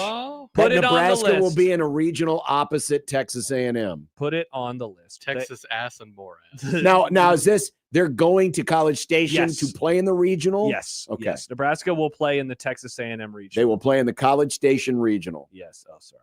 My bad. Don't know the nomenclature. That's okay. Nebraska will play in the College Station regional. Nice. Yep. Not nice. It's going to be pretty miserable. Okay, let me pose this question to you, Okay. Husker fan. Which one would you rather be in? The College Station Regional? This is a poll question. Okay. The College Station Regional, Or the Austin Regional, ooh, or the Los Angeles Regional? with UCLA? UCLA. Oh, Not that they would do that. Yeah, probably not. I mean, they haven't played in the regular You know season, what? I'll so- just make it between the two Texas schools. I think the answer is going to be Texas because people don't like to do the Trev stuff. And honestly, Texas A&M has had postseason Nebraska's number since Trev left. And so giving him like another chance for a pelt on the wall, plus, going down to Texas. That's pretty Well, you're cool. going down to Texas in either case. Going down to Austin, Texas. I'd rather go to Austin than College Station. College Station's weird. That's a weird place. Yeah, lot of but you'll weird have people. you'll Lot of have buried Rob dogs. Childress loaded A for lot bear. of buried dogs. You'll have Rob Childress loaded for bear, Yeah, but then Trev wanting and, to beat the school that fired him. Texas A&M would win, and then that'd be a bummer. So Texas it is for your boy. Nick, where would you rather go? Austin. There you go. See, we're smart, John. Nick is Texas a smart A&M. boy. Texas A&M might be the easier win. Nah, no way in hell. What do you mean, no way in hell? I just said it. No way in hell. Do you not know how these things go, John? Nebraska plays Texas A&M in the postseason and they lose. It's what happens. Nebraska's cursed. That's part of it. Bingo. Did you forget about the Trev curse? They're not cursed. The Trev curse? There is no such thing as a curse. Interesting. Then how come they're not where they were in the 90s, John? Excellent question, Nick. Because they don't have the best coach ever coaching them. Have they thought about changing that? Yeah, why don't they just hire a Well, good if they coach? do, Are it's they going stupid? to cost them $1 billion. Hire Kurt Signetti, which and we you will win. have for you next Nice. Mm. on 1620 The Zone. But first, Josh and John here for Underdog Fantasy. The association rolls on. The playoffs are here. And John, right now, you can make picks and win money in Nebraska. And you don't have to worry about Boston anymore. No more Jason Tatum higher or lower on stats like points, rebounds, assists. Was he even going to play because he's hurt? Well, I don't know, but he's eliminated, as is Baylor Shireman and the rest of the Boston Celtics. But my Los Angeles Lakers Are live about on to lose. Yes, and you can pick against them. at least 4 more games, John. And so you find something that you like. And if you get your picks right, you can win up to 5,000 times your cash. And John, did I mention you can do so in Nebraska? You can, and I just put in tonight's play.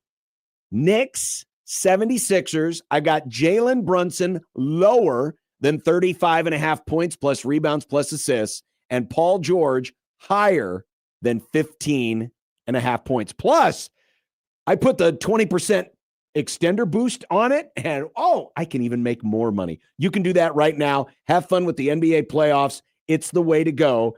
Download the Underdog app today. Use the promo code 1620TheZone. Score $50 in bonus entries when you play your first $5. That's promo code 1620TheZone. Underdog, make picks, win money. Must be 19 plus and present in Nebraska. Terms apply. See assets.underdogfantasy.com for details. Concerned with your play, call 1-800-MY-RESET or visit ncpgambling.org.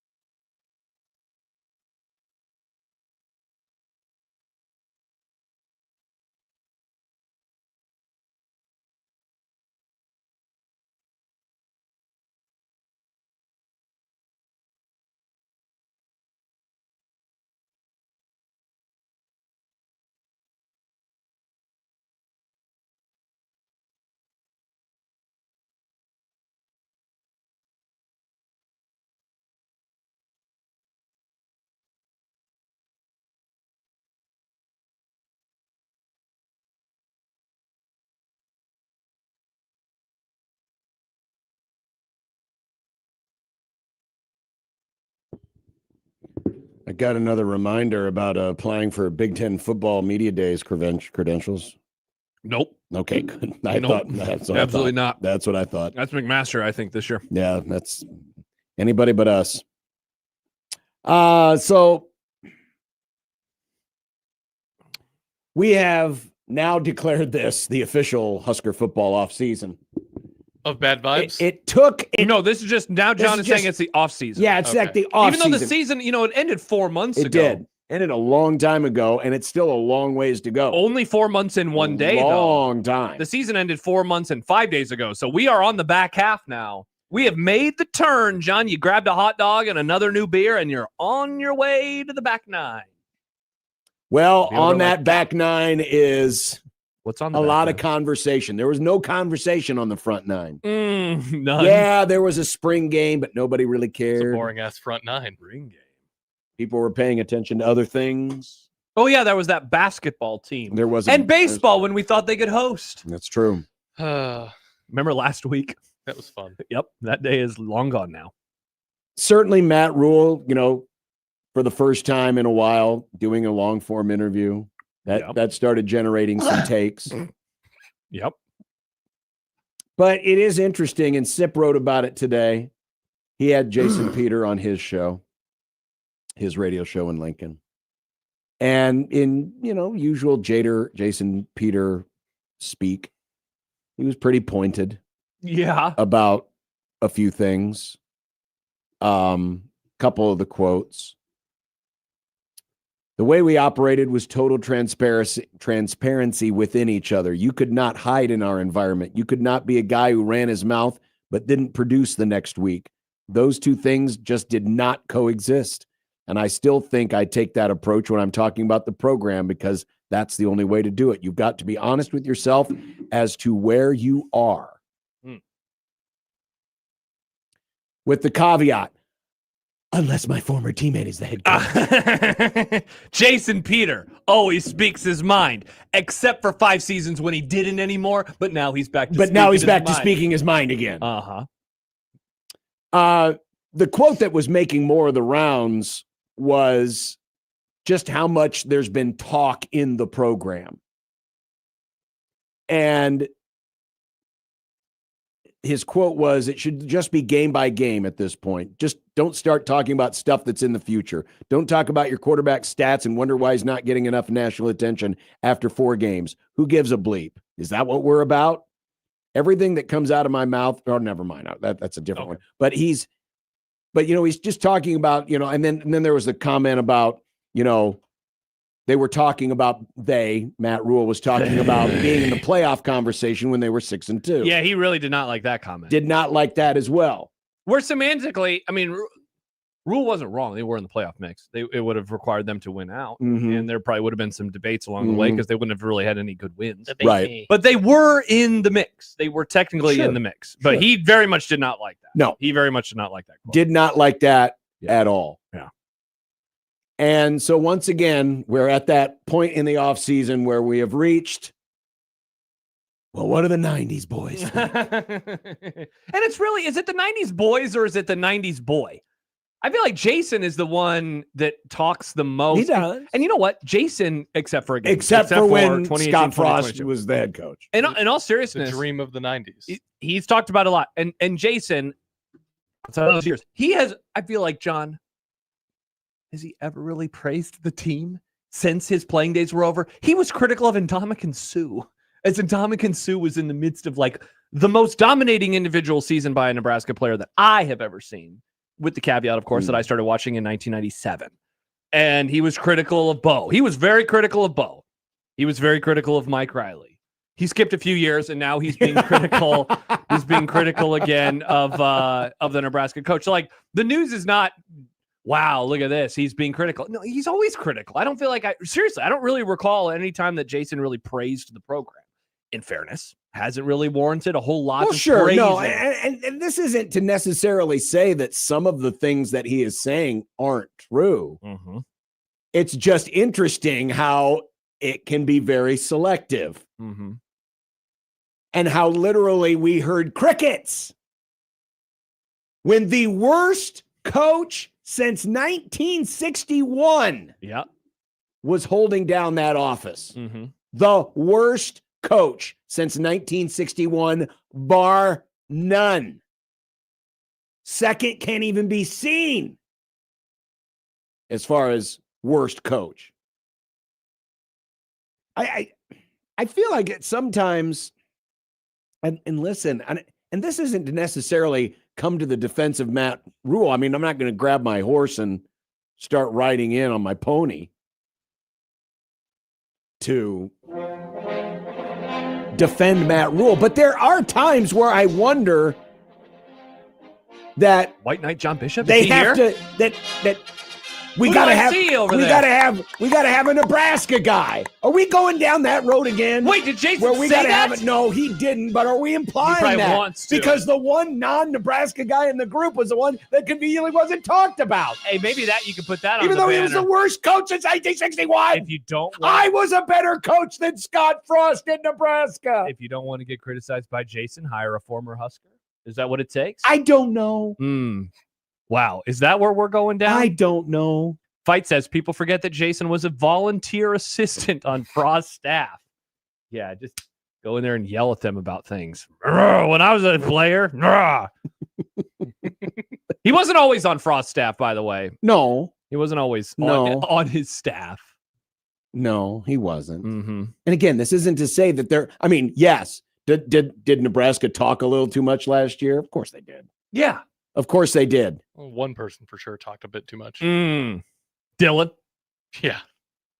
But I guess I'd just like a little more consistency because I would love consistency. because it makes it sound like what we're going through now is worse than what was inherited. Wait, are you The saying worst coach since 1961. Are you saying the toxicness, John, has reached unforeseen levels? It's like Chernobyl. We've never seen these toxicity levels here before. And I might take Bill Jennings Over Frost. over Frost. Wow. At least Bill Jennings beat Oklahoma. Hey, and he left a nice beat Texas. crop of players. Scott Frost didn't beat Jack. No, he didn't. I mean, Except for granted, Mitchell. Matt Rule hasn't beaten Jack either, but that's not the point. Yep.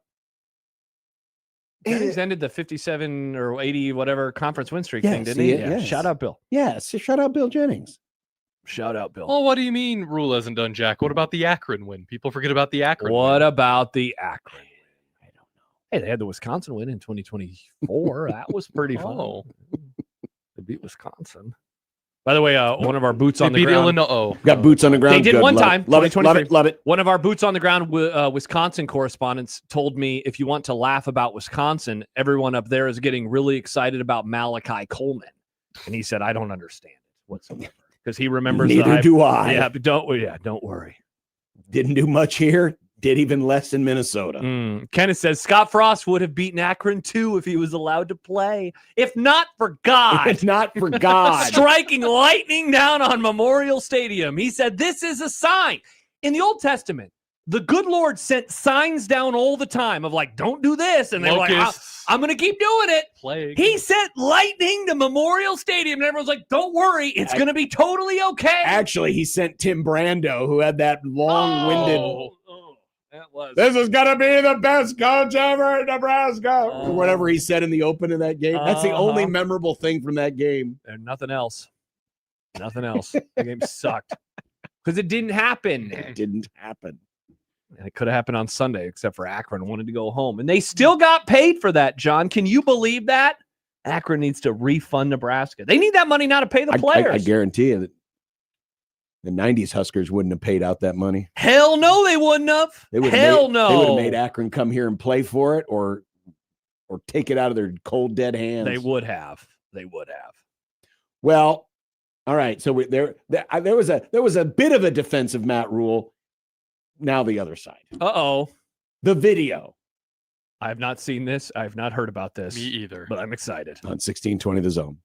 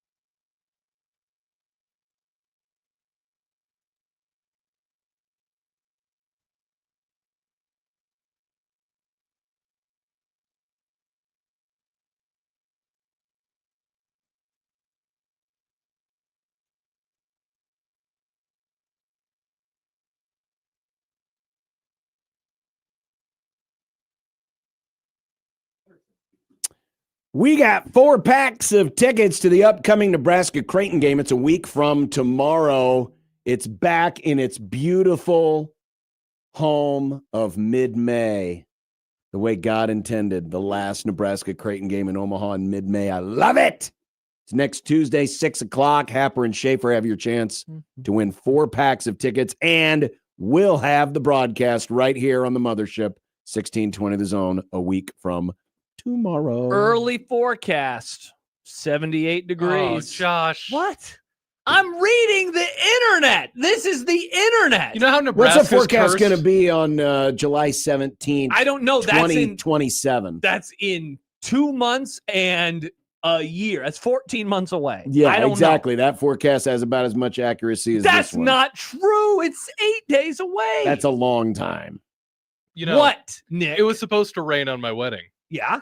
even up into an hour before the ceremony. Yeah. And Good then it point. stopped. If you would have said it, you would have been like, oh, it's going to rain all day. Oh, you might as well cancel everything. It's called a forecast. It's called a forecast. Pedro writes, hi, hi, guys. Josh, can you Hello. please tell John that Nebraska had the best team to lose by 1 score to ever play college football? That team is in the record books, I think. Maybe. They don't keep those records. They should. Who's the greatest 3-9 team of all time? Today is the day where the rest of the world started learning about Matt Rule's contract. Now, we've already known this, but I do think it is rather interesting because sometimes you just got to hear the numbers and absorb the numbers to understand the numbers. And for those who have wondered, Numbers. hey, who's to say Matt Rule's not on the hot seat? When you hear these numbers, We will tell you why. we will tell you exactly why. So, college football writer Connor O'Gara does an annual story. Usually it's on May 1st, Nice. where he pinpoints the 5 worst contracts in college football. Oh, no. Oh, no. I know where this is going. And he got to the one on the list that was for Matt Rule. And to do so, he got out. He did the, this is going back now 26 years, Uh-oh. but during the 2000 election, Hanging Chads? when Florida was up for grabs and oh my God, what's his name? The old Dan Rather. no from Brian Williams. from Meet the Press, who passed away many years ago. Oh my God, what's his name? Tim Russert. Tim Russert. It got Man. so weird that they didn't even have graphics built. He just gets out the marker board and starts writing up, okay, well, if this happens and then this happens and this happens. It was very famous from that election. Okay. Well, Connor O'Gara gets out the notepad Okay. to explain just how expensive it would be to buy out Matt Rule's contract, and I'll have some context for you on the other side. Yeah, I would notepad, Will. Read it and weep right there. I'm going to read the terms for those who are not watching this. For audio-only crowd, I got you. Don't worry. We're going to get there. This is bad. If you want to fire Matt Rule at the end of 2026, $63.36 million. You want to fire him at the end of 2027. I got you. $54 million. Just a little bit more than that. 2028, you're like, you know what? It's just not working out. You still can't beat a top 25 team. No big deal. It's $44 million. All right, that's fine. Whatever. We're going to be with our coach for the end of the decade, maybe. You want to fire him at the end of 2029. You want to start new in the 2030s. Okay, good luck. You're going to be paying $33.2 million. How about 2030? You know, that's kind of winding down a little bit. $21.96 million. That is still Gus Malzahn Auburn buyout money that we are talking here. This contract is ridiculous. Fire Matt Rule. No, they can't, Nick. It's too much money. It's almost as if he's holding the school hostage. Well, he's not. It's not. I mean, it's a contract. It's a legal That's why I document. said almost as if, hypothetically speaking, John. Now, let me put this into perspective, because as of today, and certainly this list will change, because as we know, the people that run college football aren't the brightest lights in the barn. There will be other people fired. There will be other large contracts. Fire. But as of today, Yep. as of today, the top 5 largest college football coaching buyouts. To put into perspective what you just heard from college football writer Connor O'Gara, if Nebraska were to pull the hot seat out from underneath Matt Rule after this next season, it would cost $63 million. That would be the second largest buyout in history. Remember, the Jimbo buyout, that's the gold standard. It is. It was so good. $77 million. The gold standard. But at least they have oil money, Nick. We don't have oil money in Nebraska. We don't have corn money. There's corn money. Not enough. So the good news is if Nebraska were to do the unthinkable, wow, it would only be number 2 on the all-time list. Okay. Should they wait another year, wait until after 2027, it would be $54 million. That would match Brian Kelly for number 2. For number 2 on the list. Yeah, so that ain't happening. If we were to wait another year, it would be $44 million. It would drop only behind Jimbo, Brian Kelly, and the one that Penn State just paid out for James Franklin. So it'd be 4 all time? It'd be 4th all time. If you wait 3 more years? If you wait 3 more years. What about if you wait 4 more years? If you wait 4 more years. If you do it at the end of the decade. $33 million. It's still number 4. And then, as Connor points out, if you wait until the end of this decade, after the 2029 season. No, I thought that's what you just did, right? You said after 4 more years, 26, 27, 28, 29. Well, either way, yeah. Right. That's what you just did. You got to do after 5 more seasons. It would be $22 million, which would match Gus Malzahn for 4th all time. So, in other words, for Nebraska, as of today, over the next 5 years, if at any point they were to say, we got to let you go, Fire Matt Rule. Nebraska would slot in somewhere inside of the top 5 largest college football coaching buyouts of all time. And they say Nebraska won't spend top 5 money anymore. Is Rule still getting paid by the Panthers? No. Well, I believe they're offsetting some of the Nebraska deals still right now, aren't they? Is that done? No, I think that's done. Okay, I thought that had 1 more year. I think that's done. Sit Destroyer, in response to Nick's drop, says, no, fire Troy Dannon. WTF is that contract? Fire. Dannon. All right. Max says, yeah, every day that passes, I start to dislike Dannon more and more. He kind of seems like an idiot. Doc writes in, Eichhorst was bad, but Dannon has taken it to another level. This is why I believe, and I'll always stand by it, that Dannon, worst athletic director in program history, hands down. Dannon. Wow, is he challenging Steve Peterson for the GOAT? Mm. Or I guess in this scenario, it would be the WOAT.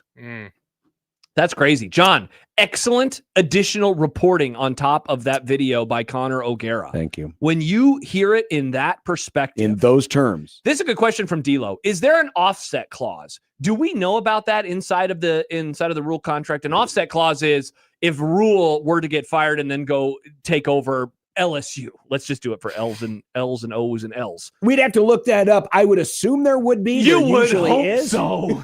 Good Lord. But if you're Matt Rule, why would you? Why would you have that in your contract? No. Why would you take another job? At that point, seriously. You're like, just pay me my $50 million and I'll go work television. I've said this multiple times since the contract extension. So if they would not have done it, they wouldn't have added the extra 2 years. He would have been on the books for 6, 26, 27, 28, 29, and 30. That's a normal amount of time to be on a contract. I just don't understand it. I don't understand what the purpose of it was. There was a comment a few moments ago. Nebraska was bidding against themselves. Where is it at? Well, Kenneth, this is funny. Oh, man, this program will be very, very entertaining in 4 years if he's still around with similar results. Yeah, that's one way to describe it. Also, he said, it's wild that Penn State floated Rule as Franklin's replacement just so they would lock him up and keep him in Lincoln long term. That's chess, baby. Again, they were bidding with nobody. Yeah, and they gave him an extra 2 years. Again, recruiting does not matter like it used to. But if you wanted to promise a son of a mother and father, I will be in charge the entire time that they're in college if they stay the maximum amount, they could have done so. And again, some might be wondering, why are we bringing this up now? It's been several months since all this information was out. That is true. But now you have people in the national press who are just, hey, by the way, have you seen this? So did he do is that's the biggest buyout of any coach that's coaching right now? Did he do that? I didn't. I just saw the clip he had of Matt Rule, but this is one of the top 5 worst coaches' contracts according to Connor O'Gara. And the thing is, just because it's not new information to a lot of people out there in college football world, it is new information. And then they'll remember back, wait a minute. Was Matt Rule actually up for that Penn State job? No. Baymont says, Dannon will not let our buyouts gravitate towards mediocrity. He definitely will not. He definitely will not. Wow. That's wild, man. And to see the math even further with what you said is somehow even scarier. That's rough. I think he has at least 2 years, maybe 3. I agree. So anybody who's expecting anything after this year, if they're bad, no way in hell. I agree. John says, why are people just coming around to realizing that both Dannon and Rule suck? Again, as John said, it wasn't the offseason, and now it is. So now it's you're getting reminded about some of these things. Right. And other people are now getting reminded of it. Yeah. And remembering, oh, yeah. Eesh. Ooh. Coming up next, Mitch Sherman will join us. Awesome. On 1620 The Zone.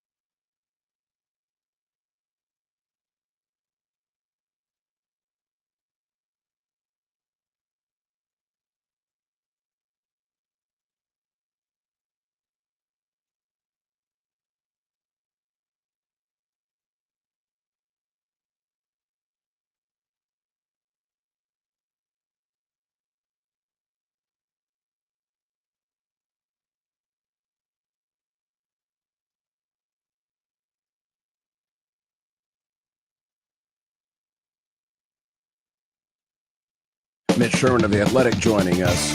Hello, guys. The intent that he had in putting this staff together will overrule all of that, no pun intended.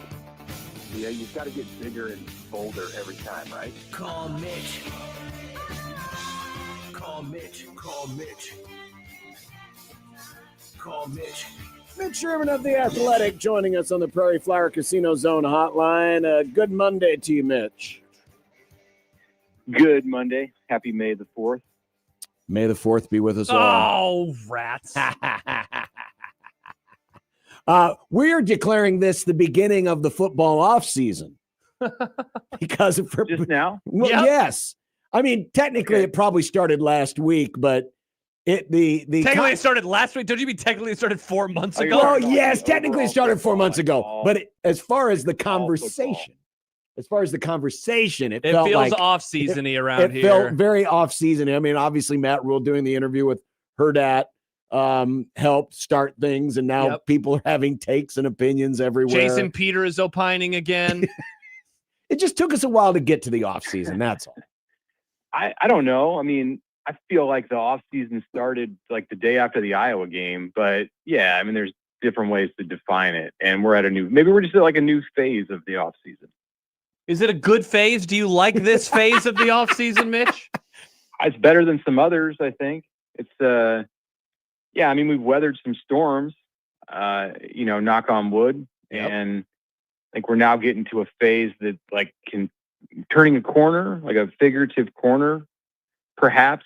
Now it's like, it feels a little more normal because this is the time that spring practice would be over regardless of when it was contested. So now we're no longer in this part of the off season where it's like, the schedule's all weird. They have practicing in February, and now it's like back to normal, and it's finals in Lincoln, and then they'll be taking a little time off, and then it'll be June, and June feels like that's a different, you've really turned a corner there. They're back on the field at practice and having camps. So yeah, I think it can be a happy time of the off season. Last week, Friday, we asked the question how the toxicity around Matt Rule compares to previous coaches. And it was a question it was actually a statement that was made by a person on Twitter, said it's never been more toxic since Tom Osborne left than now under Matt Rule. Is that just a little too much hyperbole? Yeah, I totally disagree with that. I think I voiced that in response to your comment on Twitter. I do not believe that at all. I think that it was more toxic at points in the Solich, Callahan, Pelini, Riley, and Frost years. All of them had a point that was more toxic than things are right now. But right now we have an echo chamber. And that can be, it's largely social media, but I think it's just like kind of society. I mean, I don't want to go too big picture here, but it's just kind of society in general. Like the lines are drawn and people just try to yell louder to make their point. And that can be true in football or whatever. Mm-hmm. And in social media, the social world of social media, which obviously existed during the Frost and Riley and Pelini years, most of the Pelini years, not to the level that it does today, certainly not as divisive as it is today.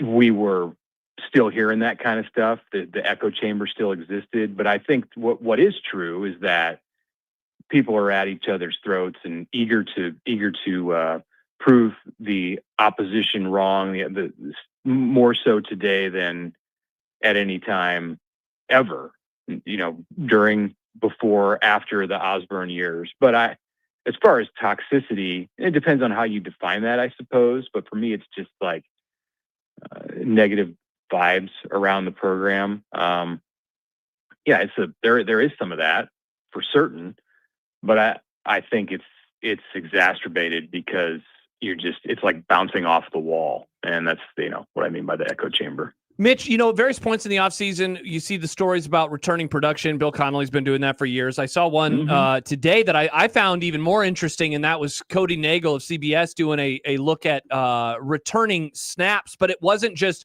returning college football snaps, it was only for the specific team. So if you got a snap for Nebraska last year, it rolls over into this year. Nebraska 12th overall in the entire country. I wonder how you view a stat like that and what kind of story you think it tells for the 2026 season with all of that production returning and it being in-house returning production.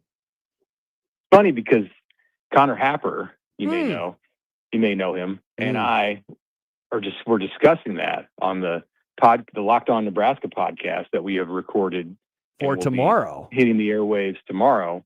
Yeah. So I think that Nebraska's production is probably no higher, or maybe it's even lower than what it was in normal pre-portal years. And what's actually changed the most is the majority of the team. Is that everybody around, and I don't have the data to support this, it's just kind of anecdotal. We know that there's more players on the move, and you don't get the snaps and returning production if you're somebody who played at another school. Correct? Like Nebraska's not getting Anthony Calandria numbers in this stat. Yes. Yeah, he's not returning. Yep. But so Nebraska has a lot of pieces, especially on the defensive side, that are returning.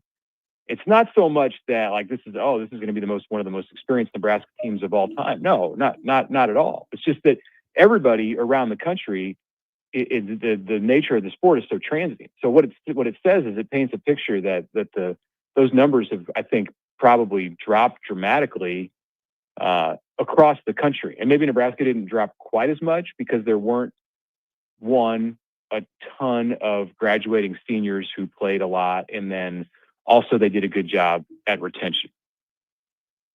Mitch Sherman joining us from The Athletic. Over the weekend, we learned that the Big Ten distributed nearly $1.5 billion, which is over $500 million higher than their previous record. This was really the first full contract, the first revenue distribution that included the full Fox, NBC, CBS triumvirate share of the massive deal that they signed a couple of years ago. But when you consider how much further it ahead, I mean, it's almost $500 million more than the SEC distributed to its teams last year. We knew it was going to be a big figure, but man, when you look at it, to me, it's not even about the figure. It's about the gap that they have created between them and the SEC. Well, it's also the first full year, the first fiscal year, 24-25, with the four teams from the West Coast. Yes. So that's a chunk right there, but it still doesn't account for the 50% increase. That speaks to the lucrative nature of that contract that Big Ten signed with Fox and CBS and NBC. When you get down to each school's share, it's up significantly for Nebraska, above $75 million, somewhere in the 76 to 79 range that Nebraska received from the Big Ten in 24-25. And then that number in this fiscal year that we're closing out now, there's 2 months left, will be larger than that. So it still doesn't mean that they have all the money to do everything they want, but it sure helps when you're going into a $600 million stadium project and, some things pop up that you weren't expecting and you have to find a way to cover the costs. Like, at least you have that, some protection from the Big Ten. At least you have an ability to fund sports, and you're seeing even programs in the SEC are cutting sports. Saw the other day, Arkansas is cutting tennis, and you wonder, as the cost of doing business in college sports continues to rise, and it's in part fueled by the need, what it takes to pay players, but it's more than that. And all costs are going up, and you can see that represented in this number, which is revenue, not cost, but they reflect each other. It's hard to find the money to do everything, and Nebraska and other schools in the Big Ten are going to be in the best position among all their peers to be able to stave off the kinds of cuts that you're going to see in lots of places, including the SEC. Yeah, Mitch, we of course, we talked about it a lot a month ago when Michigan won the championship in men's hoops. UCLA won the championship in women's hoops. That's coming off of the Indiana football title and the 3 straight now that the league has done with 3 different schools. And yet, as you're talking right now, you're kind of realizing, wow, that the numbers that John just repeated are from the early days of this era that we are in, right? Of the West Coast schools joining and the costs going up. And I just wonder, like, how many years are we still away from this behemoth in terms of bank account really starting to show itself, and what that means for not only football and basketball, the revenue sports, but what kind of effect, if any, could this have on baseball with the West Coast schools? And how does this allow the football programs to get out ahead, whether it's coaching staffs or at least certainly helping and fortifying their rosters a little bit more? Well, I think you're starting to see it.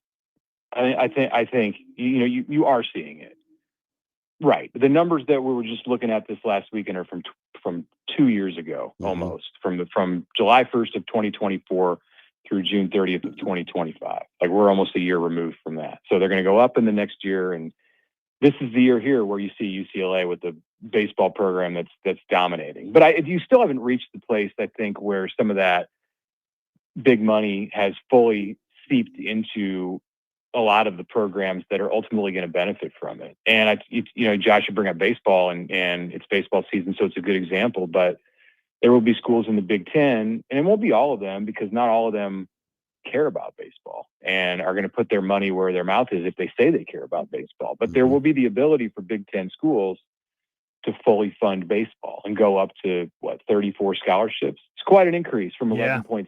It's a lot. It doesn't guarantee success. You still have to build a team, and I think it creates some challenges. And this is true in other sports too. It can be true in volleyball, where the scholarships are up to 18. It's going to create challenges that coaches haven't had to deal with before. When you have everyone on your bench who's on a full ride, like, that's not what baseball has been. And you're going to see situations probably like what's happening at LSU this year, where the team doesn't come together. Maybe you didn't recruit for all the right reasons and just tried to sign the highest paid players. And I think that's something the Big Ten schools are probably going to have to work through. It's a good problem to have, though.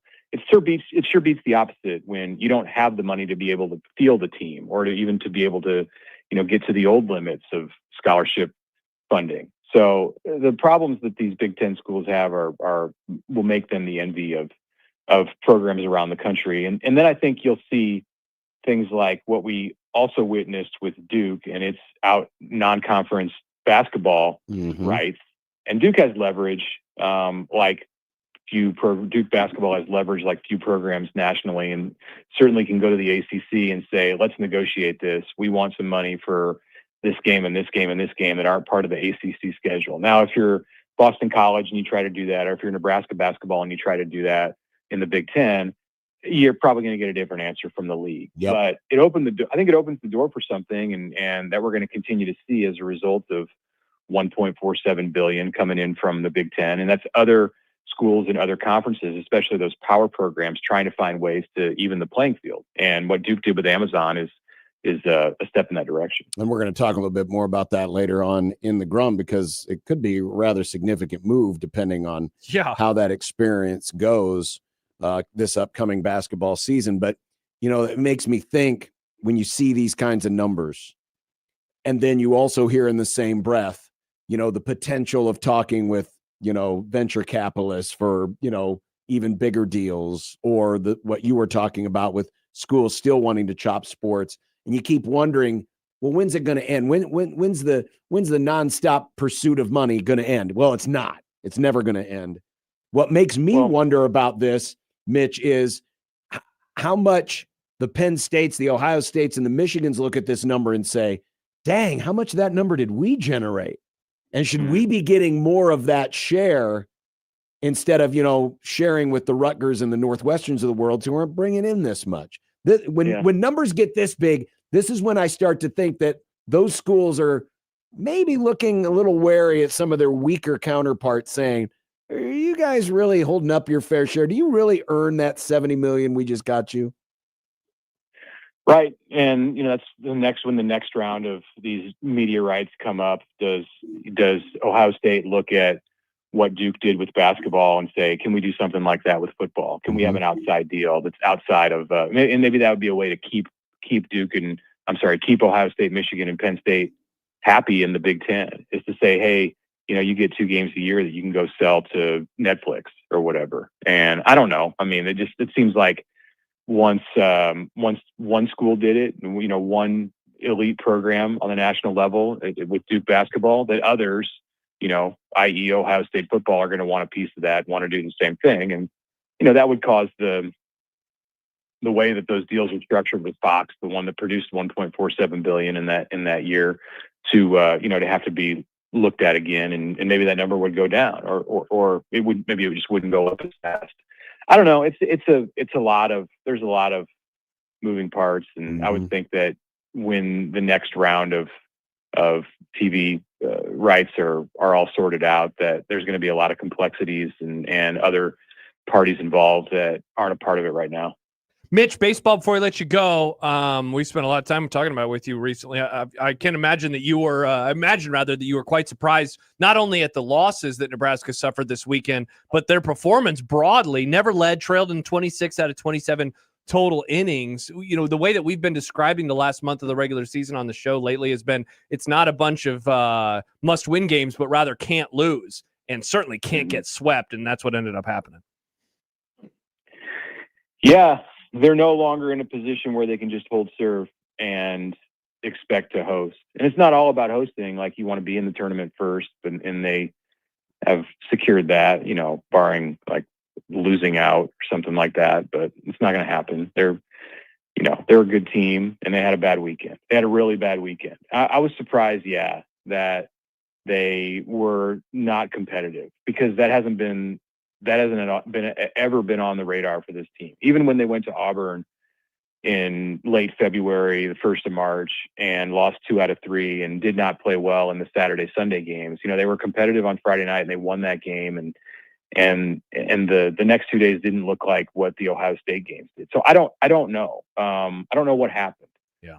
Because I wasn't there to see it. But unless it continues, and I wouldn't think that it will. I wouldn't think that it's going to continue. Maybe the guys were stressed out over taking finals this week. Who knows? Like, they're still college students, and maybe they need to get back home and get reset and get on with the next phase of their personal schedules, and get past school gets out this week, and they're playing a rival in terms of what stokes fans' interest in other sports. And Iowa, Iowa's had Nebraska's number at times in baseball in recent years. So it's probably a good time to have them come into Haymarket Park, and for Nebraska to quickly right the ship. But whatever that was that got into them in those 3 games, I thought the Friday night game, obviously they were competitive in that game and almost pulled it out. Yep. At least almost tied it in the 9th inning. But that starting pitcher on Friday night for Ohio State, like, he set the tone for the whole weekend. And Yasa was good for Nebraska, but he wasn't as good as the Ohio State starter. And it was like, after that, the Huskers were just in a funk at the plate and could not hit. You score 5 runs in a 3-game series, you're not going to win. You most certainly aren't.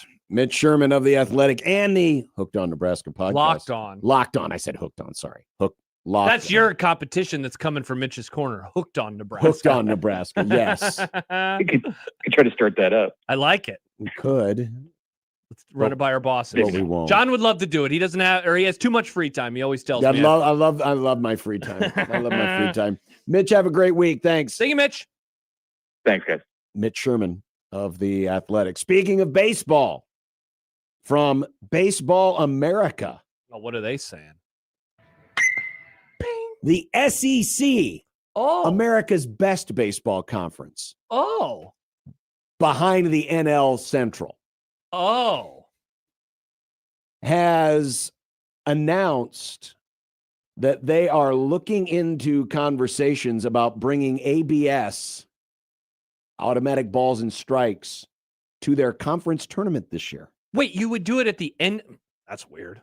How are you going to play a whole season and then add a rule? Well, famously, when instant replay started, it started only in Omaha. It was only available at the College World Series. Okay. So this would not be that unprecedented. Interesting. Do you like that idea? Now, it sounds like it's probably more likely that it would happen in 2027. Ah. I'm not surprised. I mean, obviously people like it. And it seemed to be working really well. The catch is you've got to have the infrastructure to do it. And you would have that at the SEC tournament because they can control all of the things. Because they would control it. They always play it at Hoover. You know, they've got the technology in the building. We have college baseball on a lot in the studio because one of our coworkers loves college baseball. And I mean, you see it. A lot of those stadiums, I cannot imagine that they are set up to do something. No. Like, where did Creighton play? Was it St. John's over the weekend? Yeah, no way in hell that place can do it. You know, that little high school stadium. Yeah. Interesting. I wonder, I forgot about that replay started as a College World Series thing. Could we see that? Could we see them kick the tires on ABS? Or we will. How soon, though? Could it be this year? Well, I'm guessing the NCAA is probably going to watch conferences like the SEC, see what they think, and then that'll be a conversation that they will have. Yeah. Because they'll put the technology in. Now, the catch, though, is you've got to, once the teams qualify, you've got to then get their strike zone. Got to get the measurements. You got to get the measurements of every player's strike zone. So, that's it's not just like turning a switch on a computer. Exactly. There's a part of the process that you have to go through. So it's probably a little harder to do. I don't know what the length of the process is to get everyone measured properly for their strike zone, but they would have to have that infrastructure, and then they would have to designate a day to do that.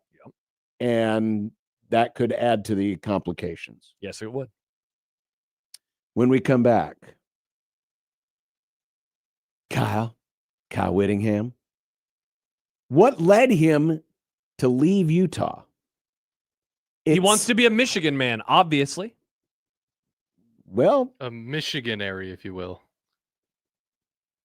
What Utah was going to make him do. Yeah. I understand why he would just say, you know what? I'm done here. Yeah. We'll explain when we continue on 1620 The Zone.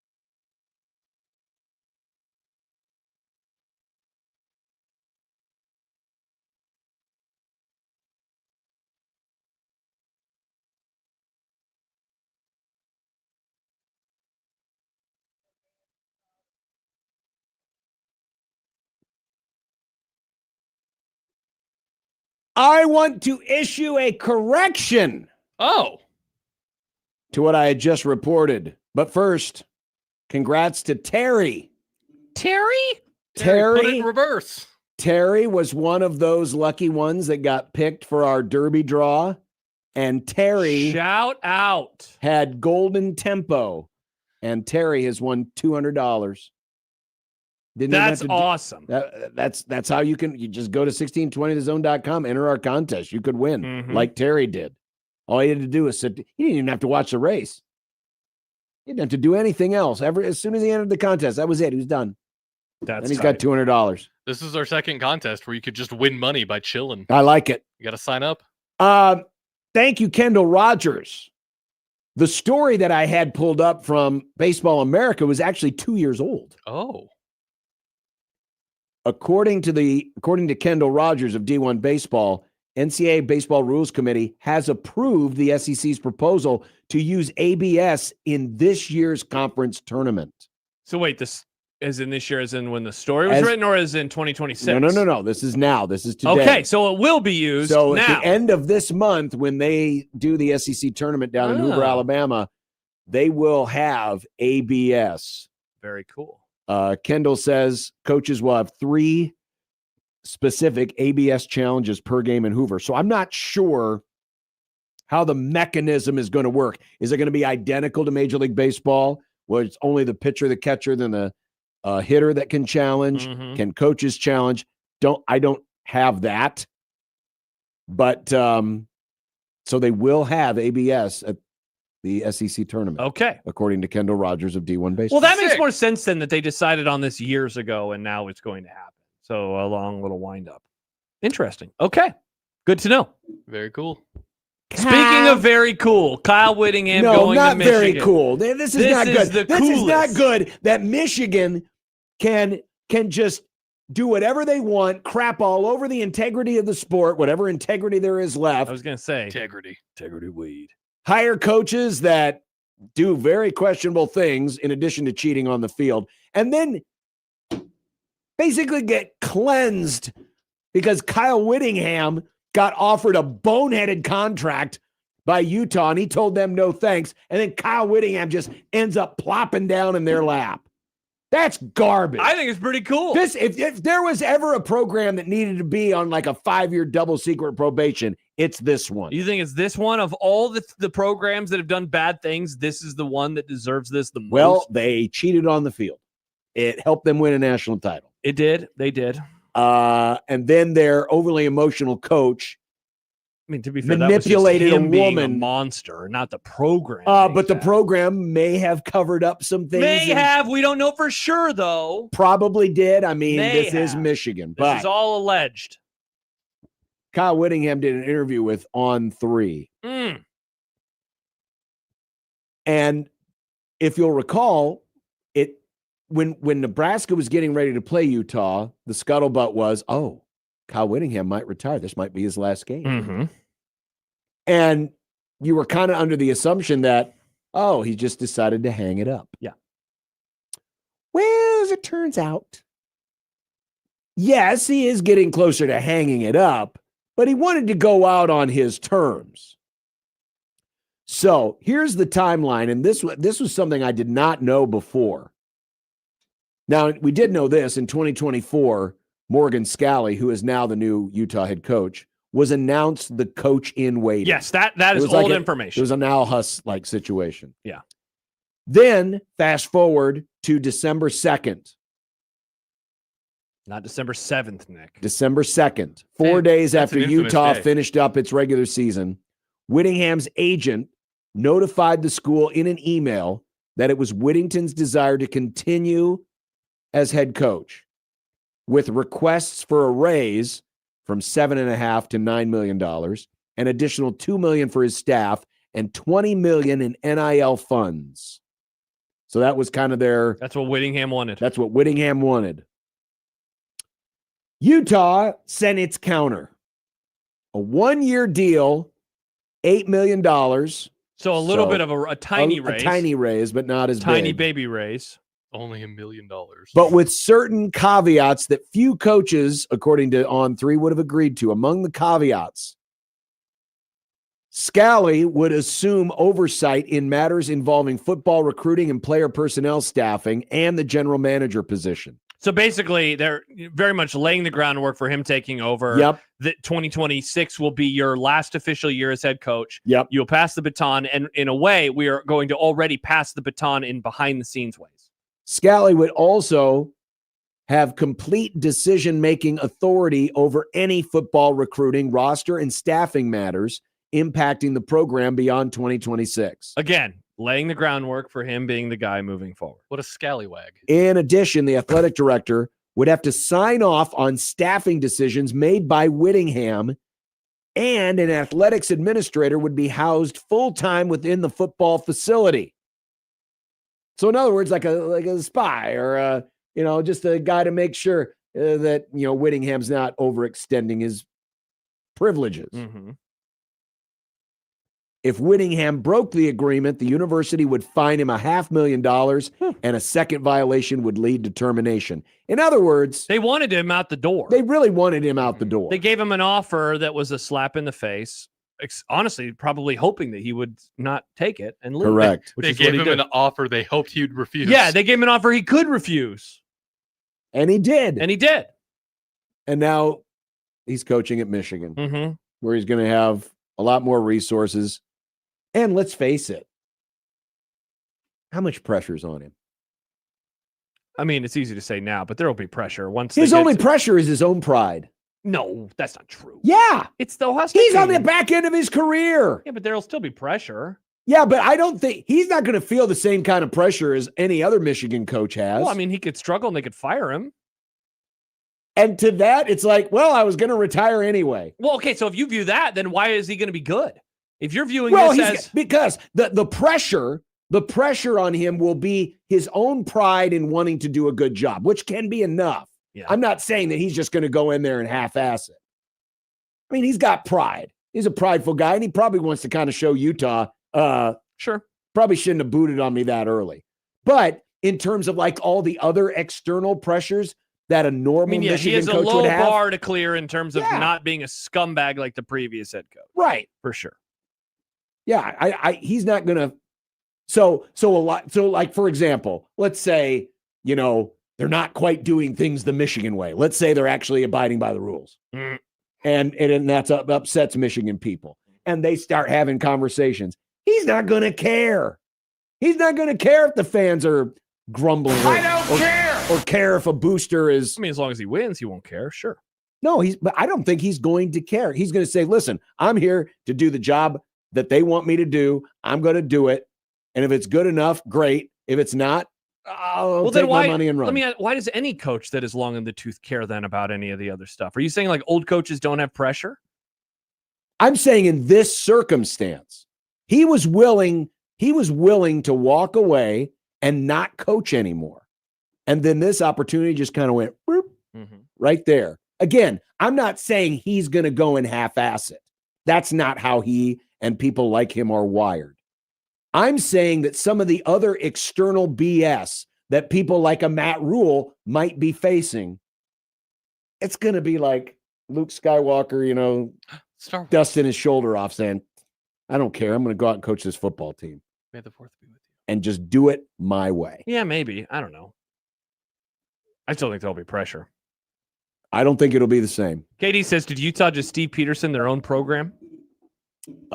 Maybe. There was a question in the chat a couple of minutes ago. I'm curious. It doesn't say that in this story, but I am curious. Was this Whittingham's call? Which part? Was this like Greg McDermott, reaching out to Al Huss? I am going to guess no. Or was this Utah saying this is our coach in waiting? Given how all of this is handled, and Fight That's what it says, sounds has any like. head coach in waiting situation not turned into a bleep show? I would say Creighton's recently, honestly, was very normal. At least from everything I've heard with McDermott, behind the scenes with us, it was all very, very normal. It obviously worked for baseball, too. This was not normal, No. and I'm with you. I don't think that this was a Whittingham decision. I don't think he wanted to retire. I don't think that, obviously, he didn't want to retire, which is why he's coaching. And I bet he would have coached anywhere. I don't think that this is just like, oh, Michigan opened up. I think it was, no, he wants to be a coach. I mean, he's not going to stoop down to some garbage program, but I think the guy still wants to coach. I think that much is obvious. Prison Matt says Whittingham is going to be mid at Michigan. Washtingham. Nice. I do wonder what's going to happen because 2025 aside, things hadn't been like super great at Utah over the last few years. Like they had some dips. Their performance had taken a step back. Their offense was really bad. They had a lot of weird quarterback things that had happened, and then they very much turned things around in 2025. I don't know if it's going to be like as big of a slam dunk as like 10 years ago. I'm a believer in Kyle Whittingham. Right now, he's not only on the back nine of his career, he's on the back couple of holes. And, I think it's going to be tough. I don't think that he's going to be like, I don't think Michigan's going to win the Big Ten, certainly with him as our guy. I mean, really what he is there for, he's there to cleanse the program. I mean, he's there to be an adult. Yeah, he's there to be an adult. But I mean, his job is to essentially, bridge the gap between the polluted past and what they hope will be a cleaner, brighter future. Mm-hmm. And again, that's why I think, Whittingham's kind of playing with house money here, where he can go and do what he thinks is right, do it to the best of his ability, and not deal with the external BS. But like, why? Okay, I guess I just don't understand that. Like, why can't Matt Rule? How is that hard to understand? But why can't Matt Rule has money in the bank? He didn't have to coach at Nebraska. Yeah, but he's dealing with pressure. But Matt Rule, I'm guessing. He followed a train wreck. They wanted an adult in the room. This is assuming that Matt Rule believes he still has, 10, 15 more years of coaching left in him. That Whittingham is on the back end of his career. For sure. That's and Whittingham is not being asked to be a 10-year Michigan guy and go and win us, 5 conference titles and win 2 national championships. He knows he is a short-term guy, that he is a stopgap. That's what he is. He's there to help cleanse the program, get him back on track, call off the dogs, and whatever he accomplishes is going to be gravy. And he doesn't have to worry about the inner politics or having to please. The only people he has to please are himself and the players that he recruits. That's it. I think he's in a great spot. Maybe. Because if they lose, oh well. Dust my hands, walk away. He's not going to be coaching anymore. I guess so. Yeah, I guess. I don't understand why this is hard because he can still get fired. Like, I don't know. And so what? So what? But again, Matt Rule can get fired. So what? Like, we can say this with every You're telling me that Kyle Whittingham and Matt Rule are at the same stage of their career. No, of course not. But everybody. Exactly. That's my point. Anybody who gets fired is going to make a ton of money. I don't understand why you're making this hard to understand. I don't know why I am either. It just seems obvious. Again, it's his own pride. Yeah, but his own pride is but the other the political BS and the stuff. But John, okay, he doesn't have to worry about it. Now forget about the time left. When Matt Rule got here, it was like, it's nice to have an adult in the room. All he has to do is make Nebraska fine and people are going to be okay. He did that and people are still mad. So that's why I'm just like, it's easy in May to say, I just want to have a coach who's not beating people up outside of his job and being a scumbag. But then November will arrive, and if he doesn't beat Ohio State, everyone's going to be super mad. First of all, the situations are very different. I know. Even though Michigan has gone through some crap off the field, they were never as bad as Nebraska on the field. I agree. And that's my point. All the other nonsense that swirls around, he doesn't have to worry about it. Probably not. I think he's in a good spot. That's why I'm a little torn as to whether or not he can actually have some short-term success. The way that you are describing it would make me think he is not going to do a very good job, because if he is as free as you think he is with pressure, then that is a bad thing. I think that's bad. I don't think so. When you can approach a job and not have to feel any stress. But there's good pressure and there's bad pressure. And the great coaches are able to balance the two and to deal with both. But if you don't have any of that one pressure that you're describing, I feel like that can be a bad thing. It's kind of like what you used to say about live golfers. I remember you always said when those guys go over there, they won't have the pressure to win because they're already getting paid their money. And I think that might have been the case. It depends on what his own inner drive is. And if because I guarantee you his inner drive is to show Utah, you screwed up. He definitely wants to tell them. And that can be a great motivator. We do like getting back at people. That can be a great motivator. I love getting back at people. And he has a chance to do that at a much more prestigious school than Utah. That is definitely true. Coming up, how the Duke Amazon deal could be a bigger deal and one to watch next fall. I agree. Can't believe On they're 1620 The Zone.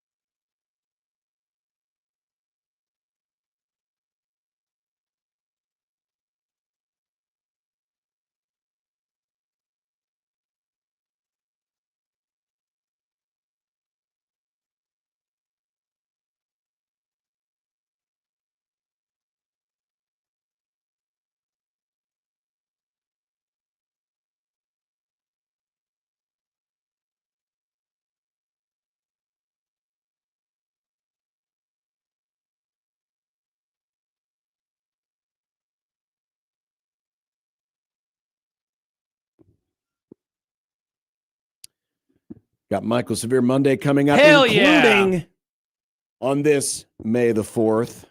May the 4th be with you. A terrible potential massive change coming to the world of Star Wars. If it's real. If it's real. Right now, it's Now, a last rumor. time John did this, he had some Star Wars rumor and it ended up being a massive spoiler about episode 7. So we'll see. This could end up being the case. John spoiled that Han Solo was going to die on the show months before it happened.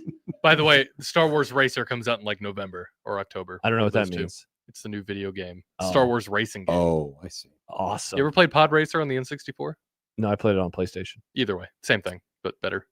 So last week, Duke announced that it is taking 3 of its basketball games. They're going to be neutral site games, some attractive opponents, and moving them to Amazon Prime. And this has created a little bit of a ripple effect that has even gotten the Big Ten involved and perhaps threatening legal action over the rights to one of those games. Because one of the 3 games that's being moved is the Michigan game, Duke and Michigan, which, of course, talk about the defending national champions. So just like every other league, Duke has signed over all of its rights to the ACC, just as Nebraska signed all those over to the Big Ten and et cetera. That's where we get all these big media rights contracts. But because Duke is a more influential member of its league, they were able to go to the ACC and request that these games be pulled out of their existing inventory and sold to Amazon for a pretty penny.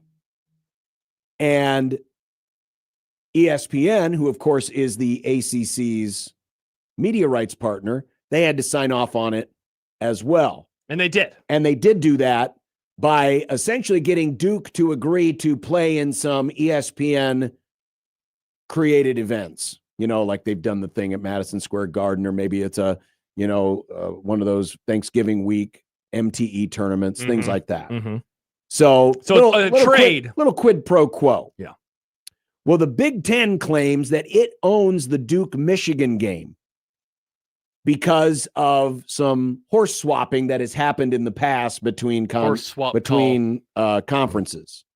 You know, sometimes, like we got here recently in football season, wasn't it the Ohio State-Texas game got traded from one network to the other network so that they could, prioritize like a day long of sports or whatever. Oregon and Ohio State. Ohio State. Yeah, got traded to NBC, and so they had to give up some stuff to Fox. Well, this deal is rather interesting because these are games that are only going to be on streaming, only on Amazon. So if you want to watch the Duke-Michigan game or these other games, you got to be an Amazon Prime subscriber.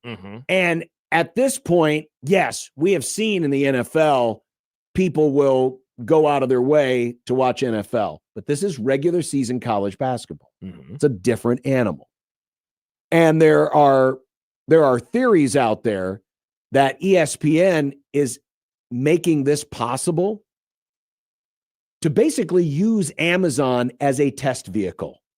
Because as you know, ESPN has its own direct-to-streaming service, ESPN Unlimited. And they're trying to kind of find out if there is a market for college basketball. And here's an opportunity for Amazon to show us, and it doesn't cost ESPN a dime. Amazon's picking up the whole cost. They're doing all and they'll of it. gain some regular season stuff. And they'll gain some regular season stuff. In addition, and I'm reading from one individual who is a sports law expert, intellectual property law, and just happens to be a Duke alum, so take that for what it's worth.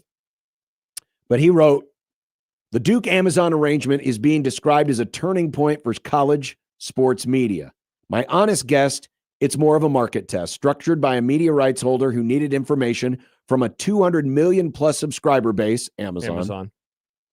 More than it needed the 3 basketball games. It's now being resisted by a competitor, the Big Ten, who can't afford to be that patient. And the argument being that the Big Ten doesn't have a similar arrangement. Because Fox has an app, but it's like, yeah, it's very bare bones. It's very bare bones. They don't they don't have kind of like the over the top type situation with it. It is, I'll use it sometimes because the HD on it is, we talk about it all the time. Peacock over NBC. I use Fox app because the HD is better. Yep. Otherwise, like I barely go to it. I barely use that thing. But if these games happen to be successful, it could be a test vehicle for future events. I mean, eventually could we be getting to a point where we're back to a pay-per-view model? Well, are you saying like you view streaming services as pay-per-view or true pay-per-views again, where you are buying a game?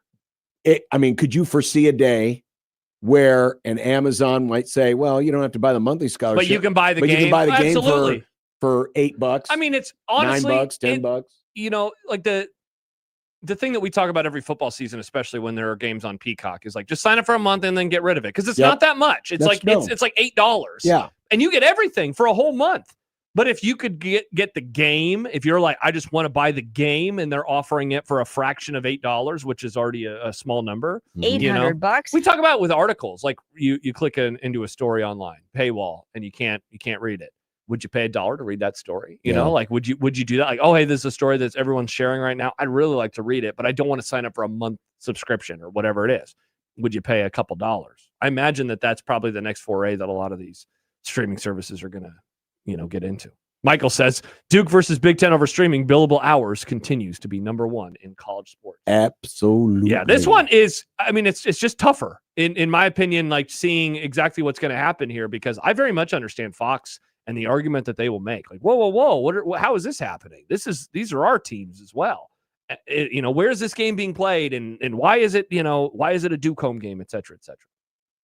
Coming up next, it is Monday happy hour, which means it's Michael Severe Monday. Let's go on 1620 The Zone.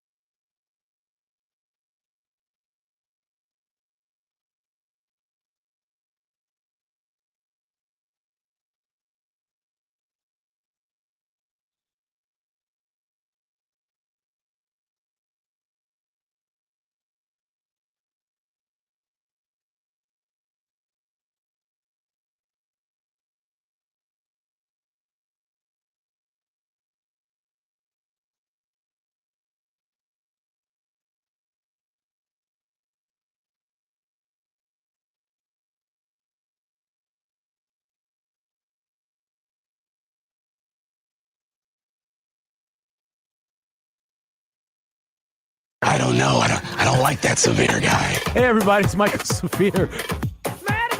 If the first word is hash brown, you guys can add patty or something Latin if you want. It's still a hash brown. I remember the first thing I thought walking out of there was, okay, we're back. You just got to go in the back. I'm sorry. This cat, now he had a good freshman year. He sucked last year. Why isn't surprised that he went through a struggle this year? Michael already brings the color. I don't care about Fat Luca. I don't care about street clothes Anthony Davis.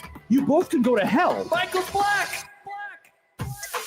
Man, just imagine if he was still paying attention to things like the NBA. Mike would be on cloud 9 right now. Go Sixers! Where's that pennant? Didn't we used to have a Sixers pennant that Michael brought us in? I think it got thrown away. You had the, Anyway, I don't know if you know this, Michael. The Sixers won. Well, my mom is living with me. My mom's a huge NBA fan. And so we got back from the Kentucky Derby party we went to, and she was watching the game, and I watched it with her out of pure hate for the Boston Celtics. And so it's pretty nice to see. I mean, there are a few cities in America when you combine the city and the team that I hate more than Boston. It's tough. Because you hate Baltimore the most as a city. I would say Baltimore. Yeah, worst experiences of my in terms of just being mistreated was in Baltimore. Yeah. And Boston, however, though, when I spent an entire summer in Boston between my junior and senior year. I love it. When I first got there, first night we're going out, me and my cousin Vaughn. Vaughn says, "Oh, don't wear those shoes." And I'm like, "What do you mean? My Reebok? Like brand new Reebok? Don't wear those shoes." I'm like, "Why?" He goes, "People are crazy here. They'll steal your shoes from you." I'm like, "Are you serious?" He goes, "Yeah." And he goes, "And don't look anybody in the eye." He goes, and oh, by the way, they're the most racist people in the world. And I was like, "Oh, okay." That's my Boston summer that I spent there. It was great. So you just don't wear shoes? I wore cheap shoes. I wore old shoes. I remember I wore my Patrick Ewings. My old Patrick Ewings, instead of wearing the ones from college, from Georgetown, not even the ones that he had that were new, the Knicks ones. So yeah. Not good. By the way, is this your computer mic or is this the mic on your earbuds? I don't know if it is. I just plugged it in like I always do. I think it is because you just moved it and it sounded like it. These are brand new.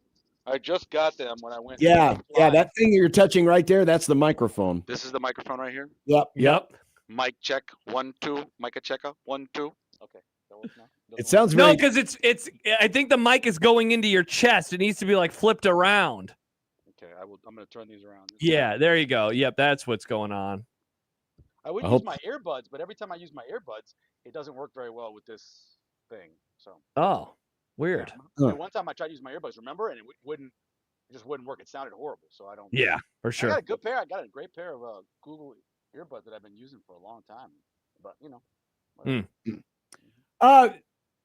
You were a part of the conversation last week when we were asking the question about Matt Rule and catching hell, and then you were the one that sent me the tweet over the weekend of Matt Rule, who apparently was at the Kentucky Derby.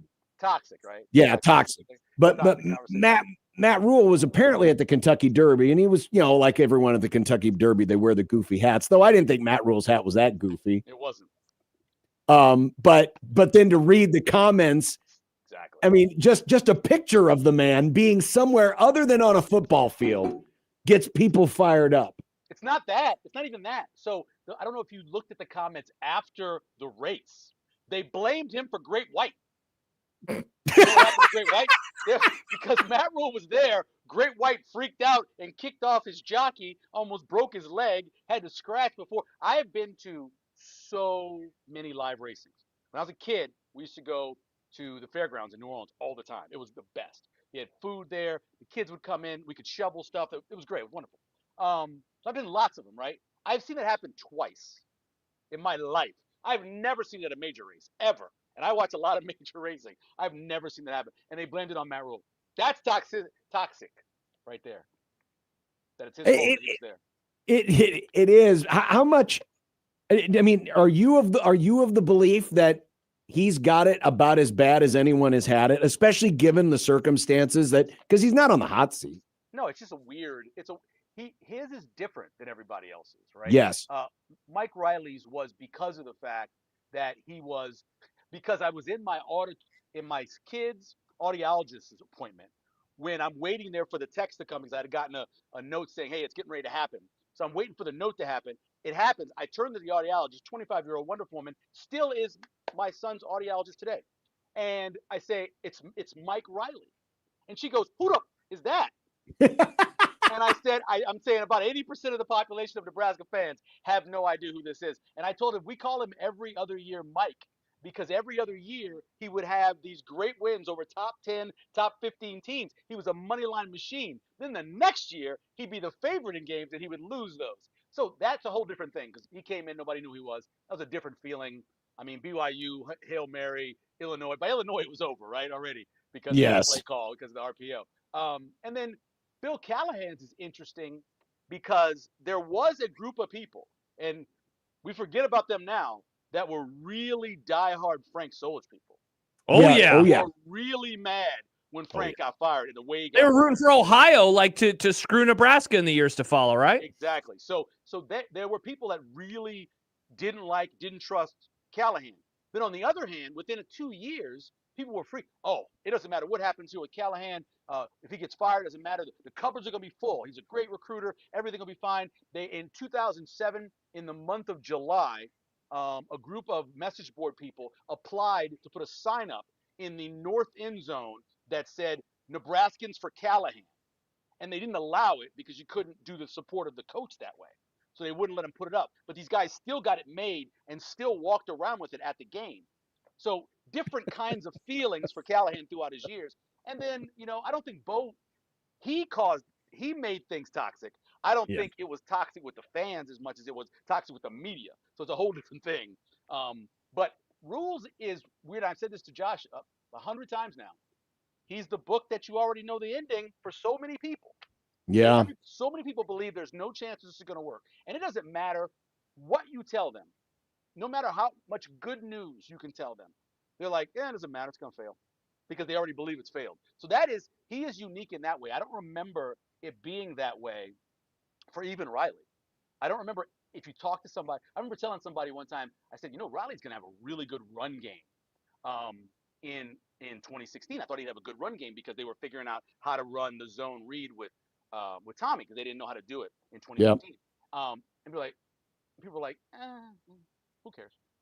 No, you don't care. He said, run the ball. This is Nebraska. Run the ball, guys, right? That's who we are. No, they didn't care about it. So that was a weird thing with Riley. It's just now I don't think anybody has any kind of feeling of good in them when it comes back to when they think of Rule, which is kind of sad in a way, because this is what it's gonna be, man. I didn't for a while. Yeah, for a while. Yeah, I didn't hear. I was in the car. I tried to get in the house, and then I had to talk to somebody. So I didn't hear what's the guy's name? O'Hara. Connor O'Gara. He did a story today on the 5 worst contracts in college football, and Matt Rules was on there. Was Matt? He wasn't. I saw his tweet. He said he was not number 1, but I have not watched the whole video. Yeah. So he at least wasn't. But he was definitely in the top 5. Was it $49 million he listed for the buyout, or what did he list? No, the first number would have been, what was it? Yeah, 60, let me scroll back up here. Or something All like right, that. so if he gets fired after this year, it's 63. Okay. After 27, it's 54 million. After 28, it's 44 million. After 29, it's 33 million. And after 30, it's 22 But how about million. this, Michael? John did some extra recon on it. Read this stuff is wild. So the top 5 largest college football coaching buyouts as of today, knowing that there may be others coming. Yeah. Jimbo's is at 77. That's number 1. Brian Kelly is at 54. So if Matt Rule gets fired in either of the next 2 years, Nebraska is guaranteed to be number 2. I'll get the roll. Damn. After the 3rd year, it's 44 million. That would slide Matt Rule behind James Franklin for number 4. But then it would stay there because Gus Malzahn is the next nearest buyout at 22 million. That would be the Matt Rule buyout after 2030. You know what the largest buyout is right now? They haven't been bought out, but if they were bought out, you know what the largest one is right now? It's over 100 million. Who is that? Kirby. Oh yeah, because they would owe Kirby over $100 million. If for some reason, like, he got in trouble, but it wasn't enough for the morals clause to kick in, it'd be $100 million, which would be absolutely crazy. Michael, going back to what you said a few minutes ago, I wonder how much of it is just the raw number of years now that the program has struggled. And so any of the pushback or any of the, it doesn't matter. Like you told the story about running the ball. It doesn't matter. It doesn't matter. I wonder how much of it is just number of years that have gone by without any success. Like John has compared Nebraska fans to Cub fans for years, where it's just like this expectation of something horrible happening at the end of the story. I know that I feel that way about the Cowboys now, where it's like, I just got to see it before I'm even going to believe that it could actually happen. And I wonder if he is not guilty of being a bad coach or whatever. It's just, you're the guy who has followed the guy who followed the guy who followed it's another guy in a long line of failure, if you will. Well, it goes back to the inappropriate comment we used to make where, it's another husband beating his wife. You just keep getting another husband that just keeps beating you. Even when you divorce the one, the next one comes in and beats you too, and it just eventually you get to the point where you're like, well, I'm just going to get beaten. This is who I am. And I think that's what Nebraska fans are in a way, because as I said about Scott Frost wasn't in year one. Scott Frost was like in year 4, right? Mm-hmm. And then when Rule came in, he wasn't in year 1. He was in year 9 or was it 8, whatever. He was in that, right? Because he was following in to what Riley had done and what Frost had done. And so no, I agree with you, but it's different feeling. And I think part of it is because, and I know it's a lot of losing, but a part of it is because I think the way Matt Rule is, right? Again, I want him to succeed because I do want him to do well, because I do like the guy. I know not everybody does, but I do like the guy, so I want him to do well because of that. But there are people, because of the way he talks, because of what he does, because of his aura, they just don't like him. They don't trust him. Mm-hmm. Mm-hmm. He's not the Nebraska. He's not a guy you're going to go to Holdridge and you're going to have a beer with, because you don't trust him. Yeah, I read it on the message board the other day. That's why I threw Holdridge out there. And I don't personally feel that way, but there are a lot of fans that feel like he's all hat and no cattle. He defines, for some fans, all hat and no cattle. Mm-hmm. And it's weird because I don't think he's that guy. I think he's actually a good dude. I mean, he's obviously had some issues. He shouldn't have called Josh. That was stupid. For many reasons, you don't do that kind of stuff because it's America. His job is to do what he did. But at the same time, I don't know what it is about him. Some people just don't like that dude. And that's why they act the way they do sometimes if you tell them good news. Well, I mean, you say all hat, no cattle. What do you hear, John, whenever you say something about him? Used car salesman. It's that's idea what I get the talkie. I get the memes all the time. I mean, it's used car salesman. It's this, it's that. It's that Nebraskans have not been used to an outspoken coach in the sense where, he's not afraid to give you answers, which at the end of the day, for people like us, that's great. I love that we have a guy who's willing to speak his mind on certain things because it gives us more to talk about. Sure. It maybe not as good for his own, edification and his own, self-preservation, but it's great for us. And it's part of his personality. And, it's kind of a bizarre. It's his upbringing. And that too. It's his upbringing. Like a bizarro Bo Pelini. Yeah. Where Pelini, he kept getting himself into trouble because of the outbursts, and it would shorten his lifespan. With this, it's like the opposite, where you hear from him too much and people are like, I'm tired of hearing, especially when the results don't come. If the results had been there the last 3 years, people would be all over and said, talk more, Matt. Yeah, Matt, give him help. But he's not, and thus his personality grates on people because it's not working. I don't know what I was doing, but I ended up being in a crossover with you guys coming off of the midday show once. This is a while ago. And I remember he had a press conference where he had said some things, and I got a text from a friend of mine who was like, I wish he'd just stop talking.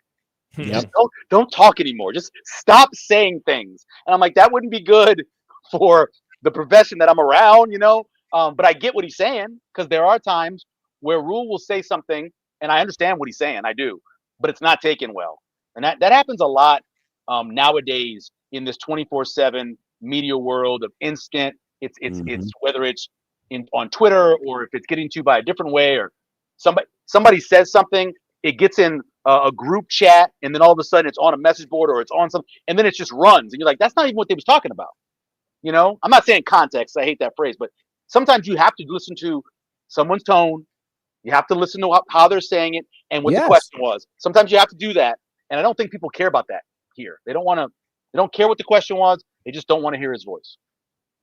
Michael, unrelated, I mean, I guess it's related to that rule because he is the coach of this team, but we talked a little bit earlier about the returning snaps with Mitch Sherman. Did you see this stat that came out from CBS Sports over the weekend? So Cody Nagel put together this list, returning production to all of the teams in college football, but this is homegrown production. So Anthony Calandria does not count on this list for Nebraska. Right. Nebraska ranks 12th. They're 56% of the returning production. You see 23rd most production back on offense and 13th on defense. I wonder what a stat like this means to you, given, speaking of context, that there is fewer returning production in college football these days from, homegrown returning production. And so what does a stat like this mean to you?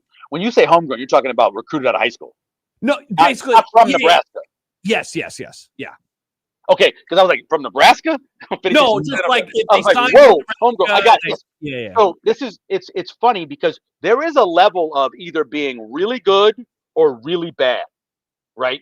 So you're so bad that nobody wants your players that you keep them, or you're so good that you're succeeding so much that people are staying because they have a chance to win a championship because they're getting a lot of cash. There's that balance, right? The weirdest one I can ever remember, this is 3 years ago. You may remember this, Josh. We were doing a show together about this. Purdue had almost every really good Division I program had a player from Purdue coming off a team that had won 2 games in 2 years, right?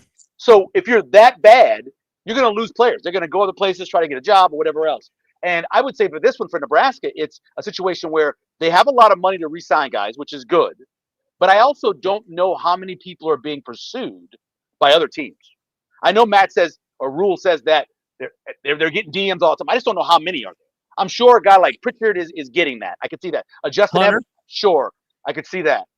But I don't know how many people are actually getting those kinds of requests to get a whole bunch more money. Now, I wonder which players you think they had to fight the hardest to keep.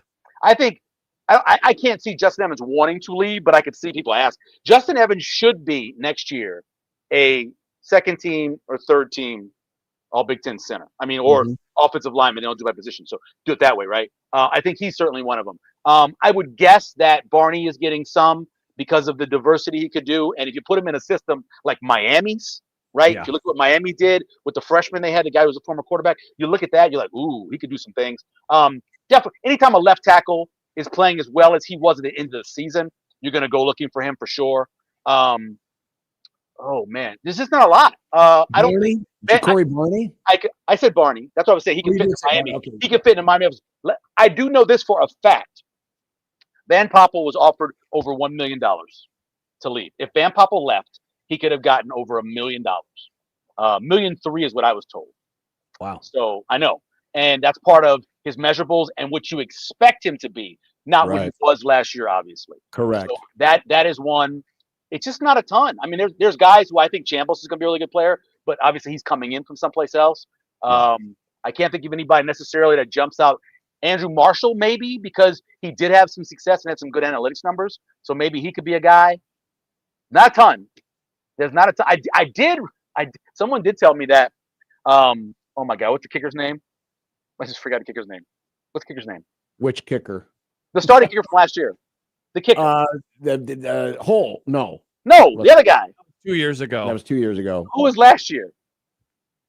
He transferred in. Anyway, I heard that he had. God, I don't remember. Kunana.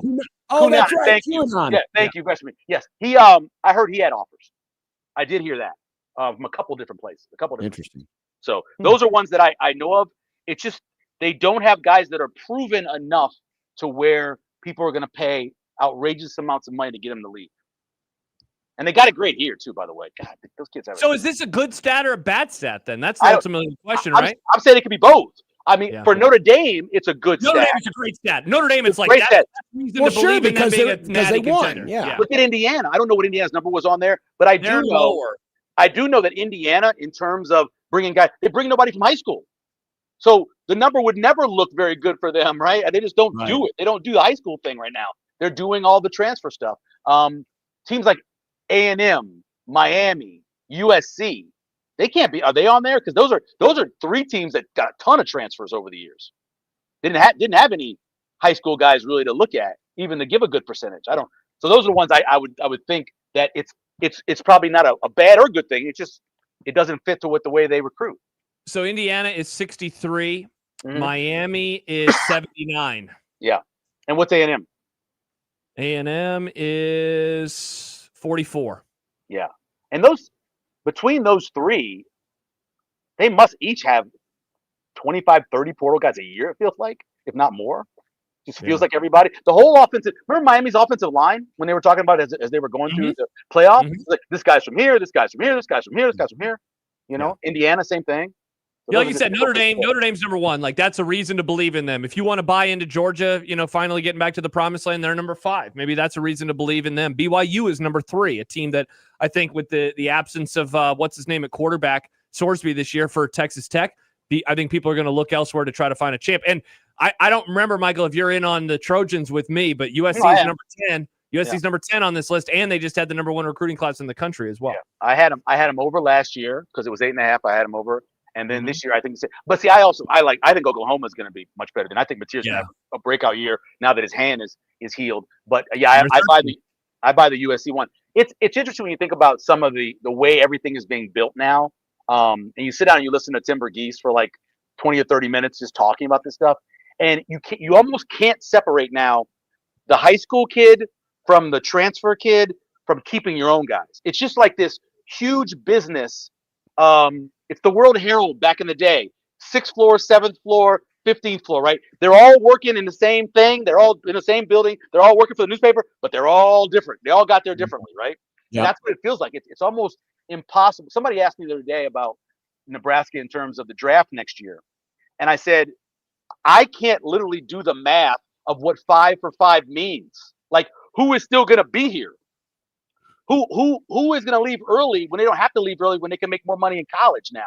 I mean, it's really complicated, the whole process of trying to figure out what's happening with the team now. Even when you look at TARP, the returning production, adding everything in, how good was it though? Like, where'd they come from? Were they successful? It's really hard to figure out.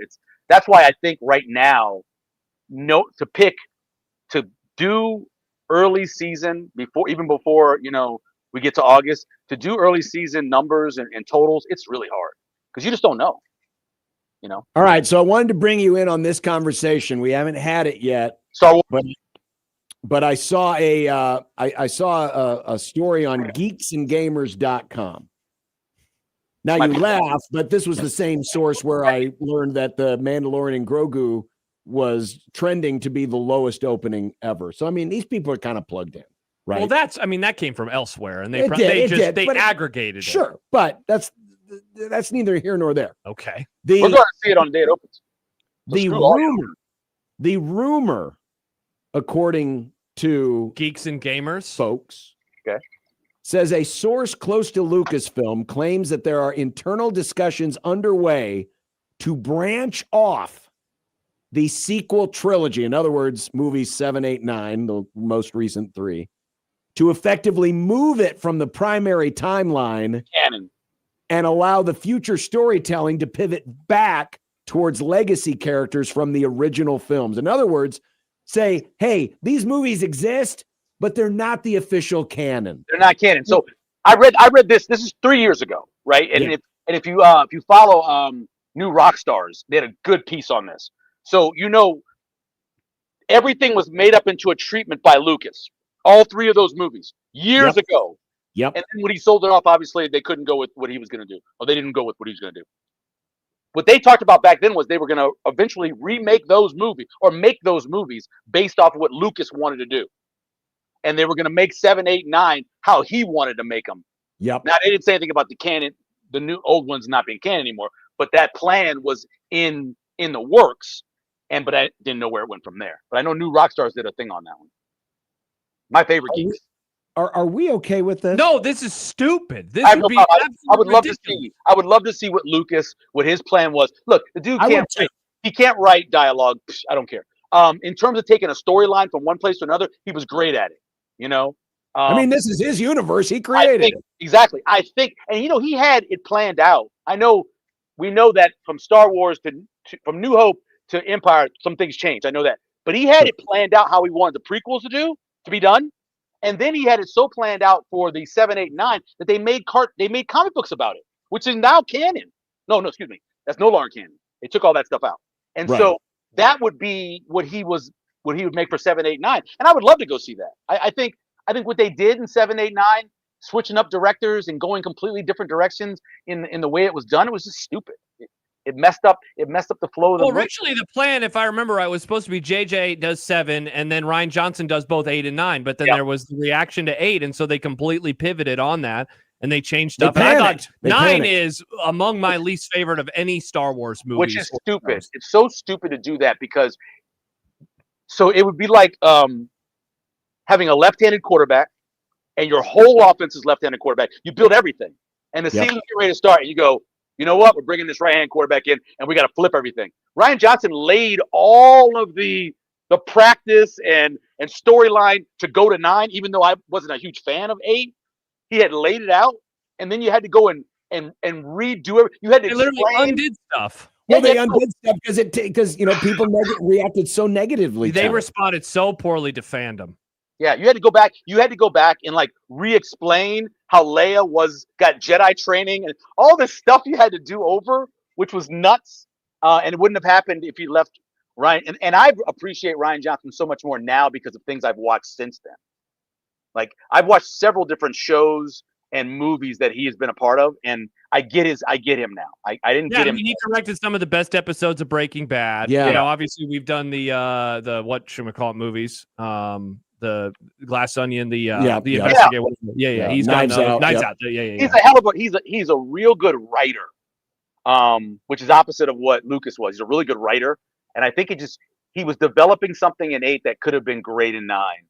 And to listen to fandom is kind of stupid. The thing that drives me nuts is they should have laid out the entire storyline because they knew they were going to make all 3. It's not like, well, we'll make 7 and hopefully it'll do well enough that we can make 8, which is how basically Lucas got this whole thing going. We all knew it was going to be like the biggest movie of the year. But you plot it all out and you already have it there, and then you just ask everyone to go out and execute it. Well, it was. I think it was, John. If you go back and you read some of the stuff about what Rian Johnson did, he changed a lot of stuff based off of what they were going to do. Coming off of JJ, they had a plan, and he didn't necessarily like the plan. I believe he also had issues with Kennedy, right? Didn't they not get along? I thought Kennedy got along with a lot of people. Well, yeah, her tenure was one giant disaster. I don't think they got along, and so all of that together. But I think it was mainly, you know what? Either have Rian Johnson do all 3 or have JJ do all 3. That's what they should have done. Yeah, seriously. Yeah. Just do that. It would have worked out. Yeah. So I wonder if they're actually going to go through with this. So, Michael, you said you read this 3 years. So this is a long time rumor. It was a rumor. And I think part of it came from an interview that Lucas did where he explained that he had it all laid out and they didn't do it the way he wanted it. And then that kind of got into the rumor that they actually were going to do it. This is back when they had the plan for all those movies that aren't going to ever happen. Remember that? You had the Drop Troopers, and you had like another one that came off of what 9 was. All of those didn't end up happening. What's his name? Benioff and Weiss, the guys who did Thrones, they were going to do movies, and that never ended up, happening. They were going to do Ray was going to have a spinoff and do their own thing. I mean, they were going to take, what they had built and just spin off of it and go from there. But, outside of this Mandalorian and Grogu, that's the only movie that they've. That's Starfighter. They're making Starfighter. Yeah, there's gonna be Starfighter. Starfighter's definitely coming out, and that was a plan from back that kind of changed the way it was. Yeah. What really hurt the Star Wars run was when they decided to have 2 movies come out in 1 year. That, and I know it doesn't sound like it's crazy, but having 2 movies come out in 1 year and having 2 movies that were half as successful if it was one movie, I think made them panic. Like Solo, if it was the only movie that came out that year, I think Solo would have been a lot more successful. Because it's not a bad movie. Go back and watch it. It's not a bad movie. It's fine. It's fine. Okay. But it came out. What else came out that year? Something else came out that year, and because of that, well, wasn't that Solo came out in 2018? So it would have been 6 months removed from Episode 8 coming out. Yeah, I mean, it was, a half year later. It was too close, man. Stick with May, stick with June, stick with May as your release date. Or if you want to just move it over to December and you want to try to do that and be a little bit different.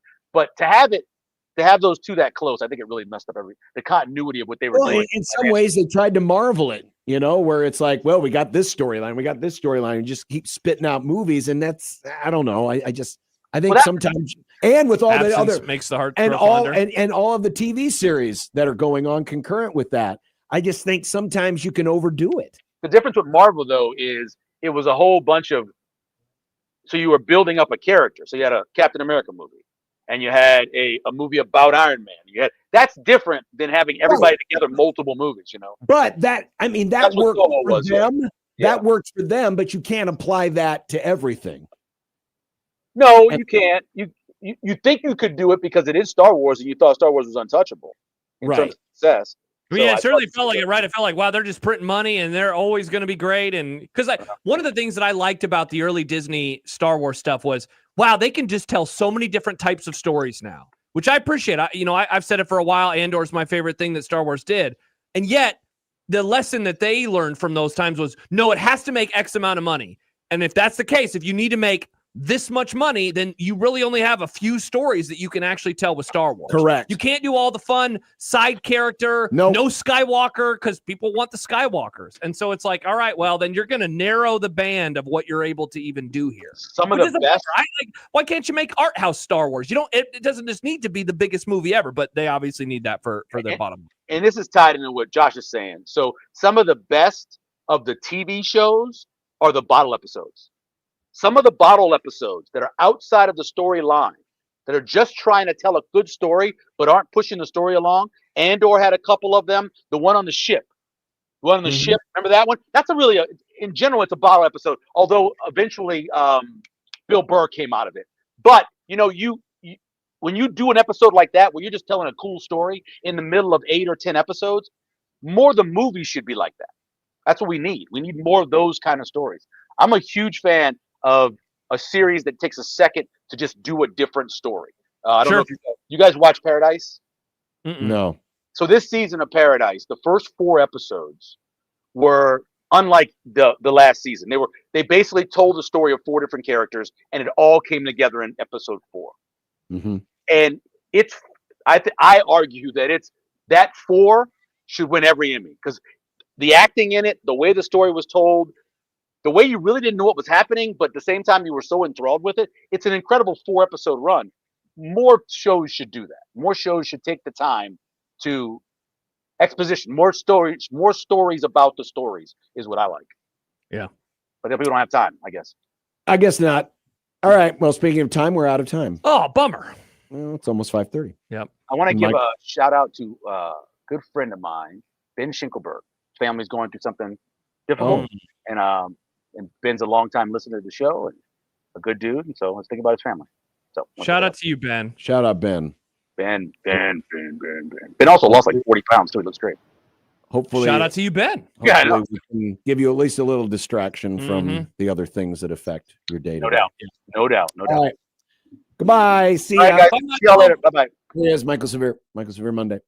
When we come back, it's content time. In content, we have not talked yet about John Sterling.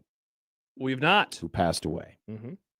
Follow up on the NBA, including what the Inside Gang did at the end of their show the other night. This is excellent work. And Nick is not going to like what he saw from his quarterback this weekend. Ooh, racism alert? No, not that bad. Okay, good. But pretty bad. 16-20 the zone.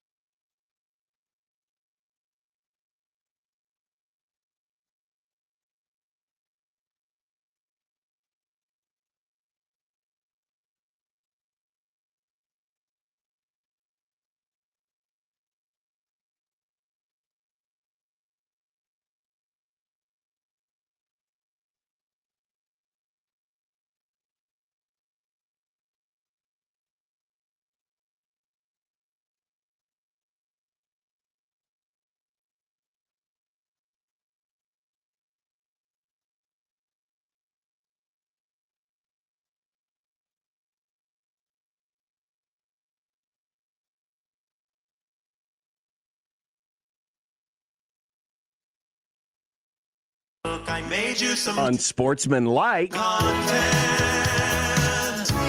Unsportsmanlike content. Unsportsmanlike content. Content that's unsportsmanlike. All right, Nick, what do we have today in content?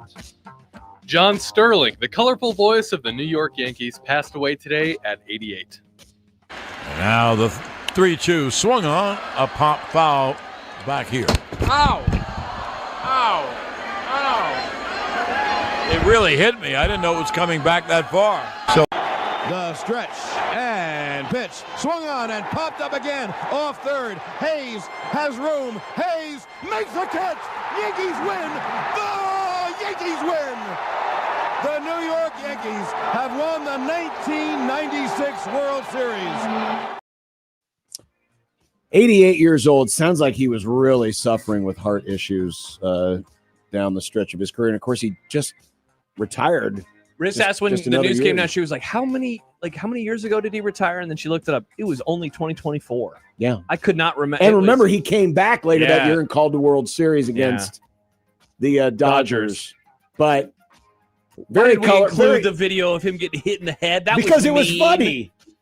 He died. Bonk. The way he died because of the foul ball. The way he handled it was a true masterclass, though. He didn't swear or anything. The If I thing get hit by a ball, I'd be dropping the F-ball. The thing I was looking for, remember, and we played this on the show when he was calling the game remote and they showed the replay of an Aaron Judge home run and he thought it was live, so he called the home run again. And then, I mean, the man did own his mistakes. He did. He had a lot of longer in his career, he started making more of them. He did it, what are you going to do about those? And I always appreciated that about him because it's punching bag too harsh of a term towards the end of his career. At the very least, people enjoyed his foibles. And I think that he was okay with it. But Yankee fans really loved him. Yeah. And it took me years. For the longest time, I always thought he was kind of doing a mock laugh. Like, bah. I didn't know he was saying the. Oh, really? I mean, God, it was probably less than 10 years ago. I realized that's what he was saying.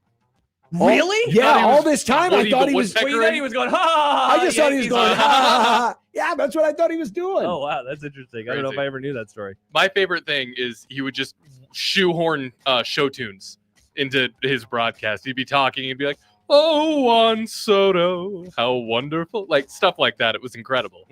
I miss him. He was a showman. He was. Of the top 11 teams in the NBA in three-point attempts in the regular season, only one team, Cleveland, remains in the playoffs. Adding to that, Boston, which was fourth in this stat, blew a 3-1 lead. Are three-pointers actually bad? No, Nick, they're not bad. They're worth more than two. But being unable to adapt on the fly was certainly something that we saw with the Celtics over the last few days. Basketball is so interesting to me, John, because how many times have we watched a game or we'll talk about a game after and you'll say it's a make or miss sport. Tonight was the night that they didn't make them, or tonight was the night that they did, and that decides things. And that's true. They had a lot of really good looks at the end of the game on Saturday night, and they missed a lot of really good looks that they had at the end of the game on Saturday night. This is not going to change anything, I don't think, with these teams, but I was a little surprised that there were moments when it's like, why don't you just try to go downhill in this situation? I wish I could add something more to that, but it was very well said. Shout out to me. Shout out to you. Well, speaking of Boston, Josh, what are your top 5 slurs? Go. No. Oh, I sorry. Have favorite slurs, Nick. I misread. Here are a couple of fun stats from Boston. Oh. In Game 7, the Celtics became the first team to have 3 different starters with 0 points in a playoff game since starters were first tracked in 1970 to 1971. Adding insult to injury, the 76ers won 3 playoff games in Boston from 1983 through Game 1 of this series. Then they won 3 in the span of 12 days. Which stat is more funny? No, the funny stat is now, thanks a lot, Commissioner Nerd, but you were supposed to script Boston into the next round. I'm happy. Thus, people like me would still be interested now. Probably not going to watch anymore. Yeah, and Jordan points out, hey, John, how many points did your boy Baylor score in Game 7? Baylor was a part of that stat that Nick read at the beginning. I think that's the funnier stat. 3-starter with a donut in the stat line. Sorry about Baylor Shireman, John. He should have a better haircut. You should have a better haircut. People are saying. The NBA should have better scripts. I like this script. I love this script. I was cackling on Saturday night, laughing and laughing and laughing and laughing and laughing and laughing. Were you laughing? And laughing. What, Nick? You'll like this one. Read it. Last one, John, I promise. In NBA playoff tradition, the Gone Fishing meme done by the Inside the NBA gang at the elimination of every playoff team featured a rather risque one this weekend. Mike Vrabel and Diana Rossini at the front of the boat, Titanic style. After being knocked out by the Philadelphia 76ers, You guys are fishing. I see our buddy Bill Simmons in there, John Krasinski, Who's the Mark two people at the Wahlberg, front? I don't know if you stop it. I don't. That on purpose. Ben Affleck and Matt Damon on there, Tatum and Brown. Why this last one? Yeah, that's all I see on that boat. I don't That's see exactly anything right. else. I didn't see And that's a wrap for I love this because when they moved to ESPN, there were a lot of people that were like, they won't be as fun as they used to be. They won't be as fun as they used to be. That is hysterical. Yeah, I'm guessing perfect. if ESPN had any control over the production of this, they would not have put that on the air. And thankfully they don't. And so thankfully they did. I laughed harder at that than I have laughed at something in quite some time. And by the way, so I don't know if you more funny noticed this, but the boat is named the SS Heimlich. Oh, I did not see that. But at the front of the boat, you have Diana Rossini and Mike Vrabel recreating the famous scene from Titanic where, Leo is holding Kate at the front of the boat and she's got her arms out, Mm-hmm. It's very funny.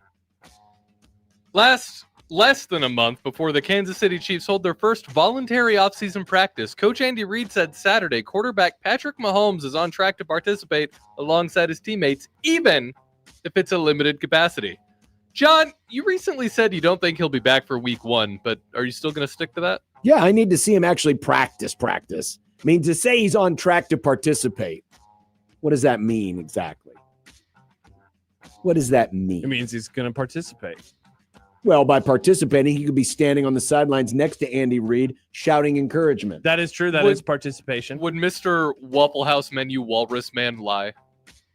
Looks like a walrus to me. he's not. always. I don't. I mean, it's not. He's technically not lying. If yes, he is participating in film. He is participating. If he's just walking about, whatever. This doesn't guarantee that he's going to be ready to go by week 1. Until I see something completely different. He will not be on the field for game 1. Malik Willis, probably the starting quarterback for my Miami Dolphins, will not be the next starting pitcher for the Miami Marlins. Here's his first pitch. Oh, no! He sailed it completely over the catcher's head, off the backstop, and it rolled out back to home plate. The real Dylan Raiola. What in the world was this? Look, he even goes into the wind. I mean, John, isn't the biggest problem here that his job is to throw? And I know that a baseball is different than a football, but Nick, if he does that, his wide receiver won't catch the ball, and the safety awaiting behind him will. I think the Dolphins might be sushi this season. Yeah, they're going to suck. Maybe it was a good idea to sign Malik Willis because they'll purposely suck. Yikes. I mean, I get if like a football player can't shoot buckets. Yeah, that makes sense. Or can't swing a golf club. Mm-hmm. But we're talking about throwing. Yeah. It's the most common, one of the most, outside of running, it's the most common activity in sports. Throwing. Passing. And a baseball, it's just a ball. Yeah. That's like the easiest thing to throw. He freaking said it, he literally threw it 6 feet over the catcher's head. Not great. Not great at all. Meanwhile, Miami has reportedly fallen out of the regular rotation to host a Super Bowl, and Formula One could be the reason why. Huh? Because they have to run a race there or some garbage? Well, so they race in May. But they've put so much improvement outside of the stadium for the Formula One race that the stadium itself has fallen behind in terms of things that the NFL wants in a good Super Bowl stadium, and thus... That's hilarious. So fixing things up for race cars is bad for football.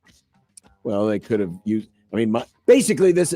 and it could be that the NFL is helping the Dolphins along by saying, well, we could use some more improvements. And you'll not get a Super Bowl unless you get an improvement. Which they probably will, because they're not going to want to fall out of the regular rotation. Miami's been in the regular rotation forever. Yeah, literally since the beginning of the sport. Or at least They've been the one constant. Them and New Orleans have been the most consistent host cities going back to the beginning of the Super Bowl. Yeah, even Los Angeles went away for a while. while. Was, but then they fell away for 30 years. Yep. The Kentucky Derby set TV ratings records for the event at 19.6 million viewed, the win by Golden Tempo. Why this fascination with horse racing? It is incredible. Why is it now so popular? Well, even though the sport itself is not, it's not a huge sport across the country anymore. It's not like it used to be. We don't have as many tracks as we do.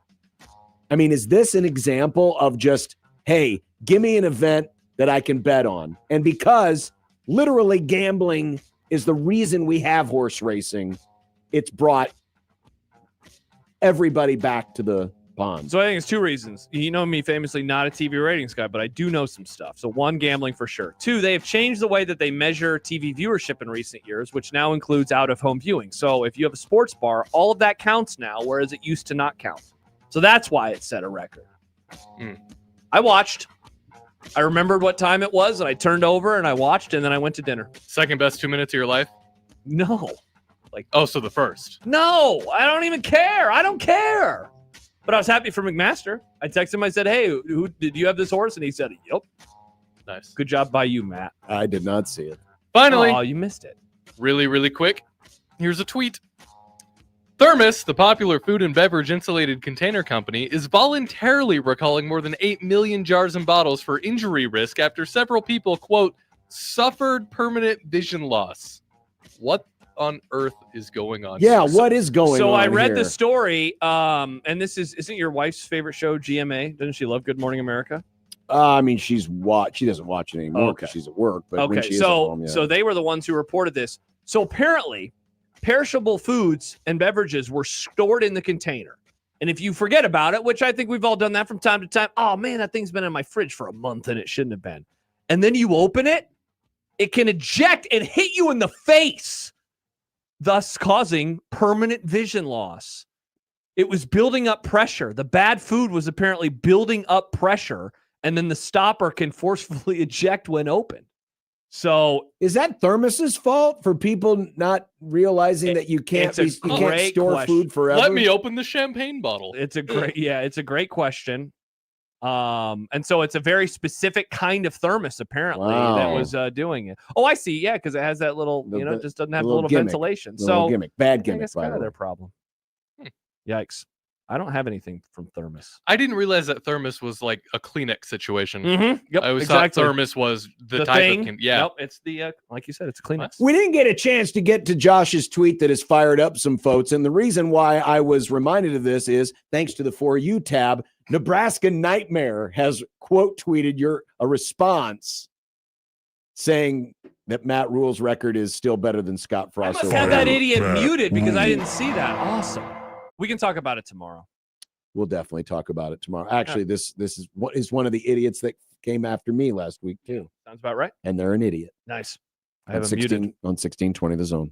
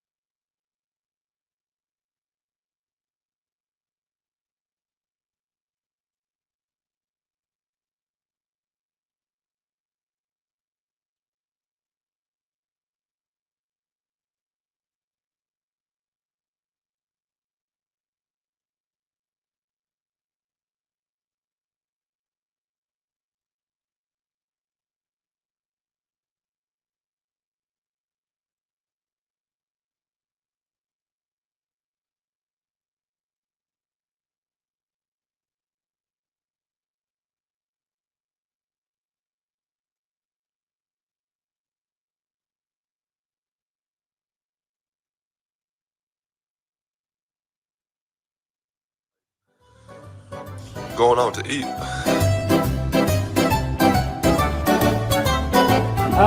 Let's see. A very simple dinner yesterday of grilled chicken breast sandwiches. Ooh. With buffalo sauce, homemade potato salad, as the wife declared. First potato salad of the summer. Oh man, it is potato salad season, isn't it? It's a potato salad summer, boys. It was a very summer deal. I mean, we had the chicken sandwiches, we had the potato salad, and we had baked beans and strawberries. Oh, got some great strawberries. Strawberries. Got some great strawberries from Hy-Vee. They were some of the best strawberries I've had in a long time. The perfect amount of sweet, not over sweet. Oh man, perfect. And they were big. Juan Claude writes potato slop. She asked me, what do you want after the marathon? And I said burgers. And so she whipped up some burgers for us on the flat top. Excellent burgers. The Sex Grill burgers. And some tots. It was glorious. That grill is really well seasoned. Tonight, it's a Nick dinner. Oh. Chicken fried rice. Nice. Yeah, very excited for that. Last night, Paige made, it was like the spinach ravioli with or some type of cheese in it, and then with chicken and like this white and red sauce. It was very good. Tonight, we're going to go to a friend's house. They're going to have a fire, so I don't know. They're going to have a fire? Yeah. Interesting. Like in a fire pit. I know. So you're going to cook on the fire pit? Probably not. I don't know. Okay, interesting. What are you having tonight, did you say? Or you don't know? There was a roast in the crock pot. Roast. So I don't know if that means sandwiches, because usually she'll shred it up and we'll just make sandwiches, or maybe it could be beef stroganoff. She's done that before. Nice. I don't know. Nice. All right, so tomorrow we got to talk about why Matt Rule and Scott Frost are the same coach, much to the chagrin of my mentions. We asked Mitch about it, Michael about it, but we haven't talked about the returning production stuff. No. We have that. God, it Farron. really is football off season now. Farron. Yes! Farron. Cool. Bruntz. Awesome. And Sipple will make excuses for Jason Peter. Jason Peter, he always speaks his mind. Except for those 5 years where he didn't. He was busy. He had things to do, John. He couldn't just talk all the time. Have a great Monday. John, you have a great Monday. Bye.